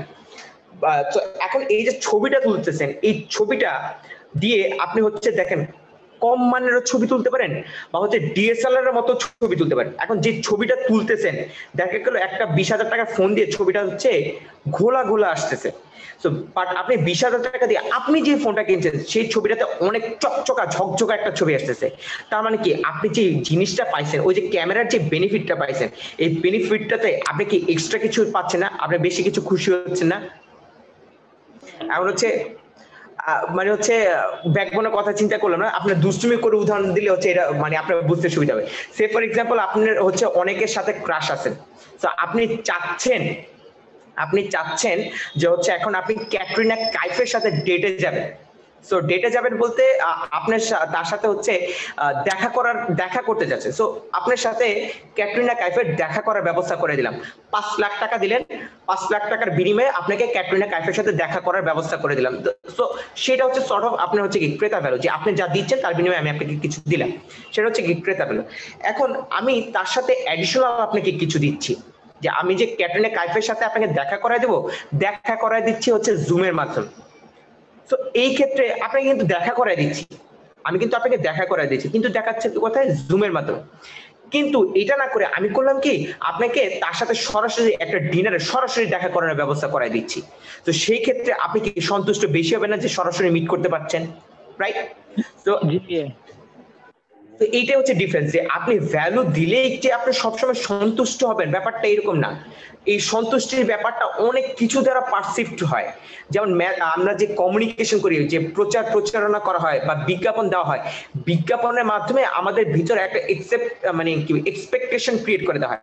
যেমন ফেয়ার অ্যান্ড লাভলির মাধ্যমে আমাদের ভিতরে একটা এক্সপেকটেশন ক্রিয়েট করে দেওয়া হয় যেটা মাখলে আমরা ফর্সা হয়ে যাবে, সুন্দর হয়ে যাবে, ঠিক আছে। তো ওইটা মাখার পরে আপনি যদি সুন্দর না হন তাহলে কিন্তু আপনি সন্তুষ্ট হবেন না। কথাটা বুঝতে পারছি এখন? জি ভাইয়া বুঝতে পারছি ভাই, একবার ক্লিয়ার। ওকে, ঠিক আছে, আলহামদুলিল্লাহ। জি ভাইয়া ক্লিয়ার। ওকে, তাহলে এখন হচ্ছে আপনারা বলেন, যেহেতু হচ্ছে কি বলবো ফর্মাল ওয়েতে 2 ঘন্টা ক্লাস নেওয়া। হ্যাঁ বুঝি না, ক্যাপ্টেন একাপ আসলে আপনার ক্লাস। ওকে, যাক, গুড। ঝড়ে বক মরে গেছে সর্ট অফ। ওকে, সো আপনাদের সাথে যেটা বলবো যে আপনাদের সাথে তো ফর্মাল ওয়েতে ক্লাস হয় টোটালি। সো 2 ঘন্টা আপনাদের মনোযোগ ধরে রাখা বা আমি হচ্ছে কি বলবো বগর করা, এটা আসলে খুবই টাফ একটা টাস্ক হয়ে যায়। সো আপনারা বলেন যে ক্লাসের মধ্যে কি কি প্রবলেম ফেস করছেন, কি ভাবে ডেভেলপ করা যায়, বলেন, আপনাদের কাছে একটু ফিডব্যাক নিন। হ্যাঁ ভাই, আপনি যেভাবে আজকে স্বাচ্ছন্দ্য বোধ করেন বোঝাইতে সেভাবেই বোঝাইলেই ভালো হতো আর কি। সেটা তাদের সাথে কথা বললাম। এখন হচ্ছে ধরেন আমি স্বাচ্ছন্দ্য, এই যে ধরেন লাস্টে ক্যাটরিনা কাইফের যে উদাহরণ দিলাম, এখন ধরেন আমার পরবর্তীতে বললো যে বাচ্চাদের সাথে এরকম ভাবে করলেন কেন, তাহলে তো ধরেন আমি তো আমাকে ফর্মাল ওয়েতে উদাহরণ দিতে, আর যদি ফর্মাল ওয়েতে উদাহরণ দিতে না বলতো ভাই, এই ক্লাস যে আমি কত আগে আমি ইজিলি বুঝাই শেষ করতে পারতাম বলার বাইরে। তো এখন হচ্ছে আপনাদের স্টুডেন্টদের কাছ থেকে বলেন যে আমি যদি ইনফর্মাল ওয়েতে যে দুষ্টুমি করে কোনো উদাহরণ দিই সেক্ষেত্রে আপনাদের কোনো প্রবলেম আছে কিনা, আমি পরবর্তীতে ওইটা রাজন ভাইয়ের সাথে দরকার হলে কথা বলে নিলাম। হ্যাঁ ভাই, দেখা গেছে এই 2 ঘন্টা প্রায় 2 ঘন্টা 5 মিনিটের মতো হয়েছে। এতটা টাইম একেবারে ফর্মাল ওয়েতে কনসেন্ট্রেশন করে রাখাটাও একটু টাফ। এক্স্যাক্টলি, এটা তো অ্যাজ আ টিচার হিসেবে আমি বুঝি, এর জন্যই তো আমি অন্যান্য জায়গায় হচ্ছে ইনফর্মাল ওয়েতে ক্লাস নেই, কিন্তু হচ্ছে আমাকে যদি কোচিং বা আপনারা অ্যালাউ না করেন তাহলে তো আমি সেটা করতে পারবো না, বুঝছেন? তো আপনারা কমফোর্টেবল কিনা সেটা বললেন, আপনারা কমফোর্টেবল তো? ওকে, আরেকটা জিনিস আপনার কাছে মানে রিকোয়েস্ট, সেটা হচ্ছে দেখা গেল আমি দুষ্টুমি করলাম, পরবর্তীতে সেটাকে ক্লিপ করে ভাইরাল করে দিয়েন না আবার আমারে, ঠিক আছে? এই জিনিসটি করে না। না ভাই, না না। ওকে, ঠিক আছে। সো ওকে, সো আজকের মতো আপাতত এইটুকুই থাকলো। তবু আপনাদের মার্কেটিং এর যদি কোনো প্রবলেম হয়, রাজন ভাইয়ের কাছে আমার কন্ট্যাক্ট নাম্বার দেওয়া আছে, ফেসবুক আইডিও দেওয়া আছে, তো আপনারা তার মাধ্যমে আমার সাথে কন্ট্যাক্ট করতে পারেন। যে কোনো প্রবলেম আমাকে ফেসবুকে নক দিয়ে রাখবেন, আমি সময় মতো আমি চেষ্টা করবো আপনাদেরকে রিচ করার, ঠিক আছে? আপনাদের প্রবলেমটাকে কোয়ালিফাই করে দেওয়া। ওকে, তো আজকের মতো সবাই থাকেন তাহলে। আল্লাহ হাফেজ। ধন্যবাদ। ওকে, আল্লাহ হাফেজ। আল্লাহ হাফেজ।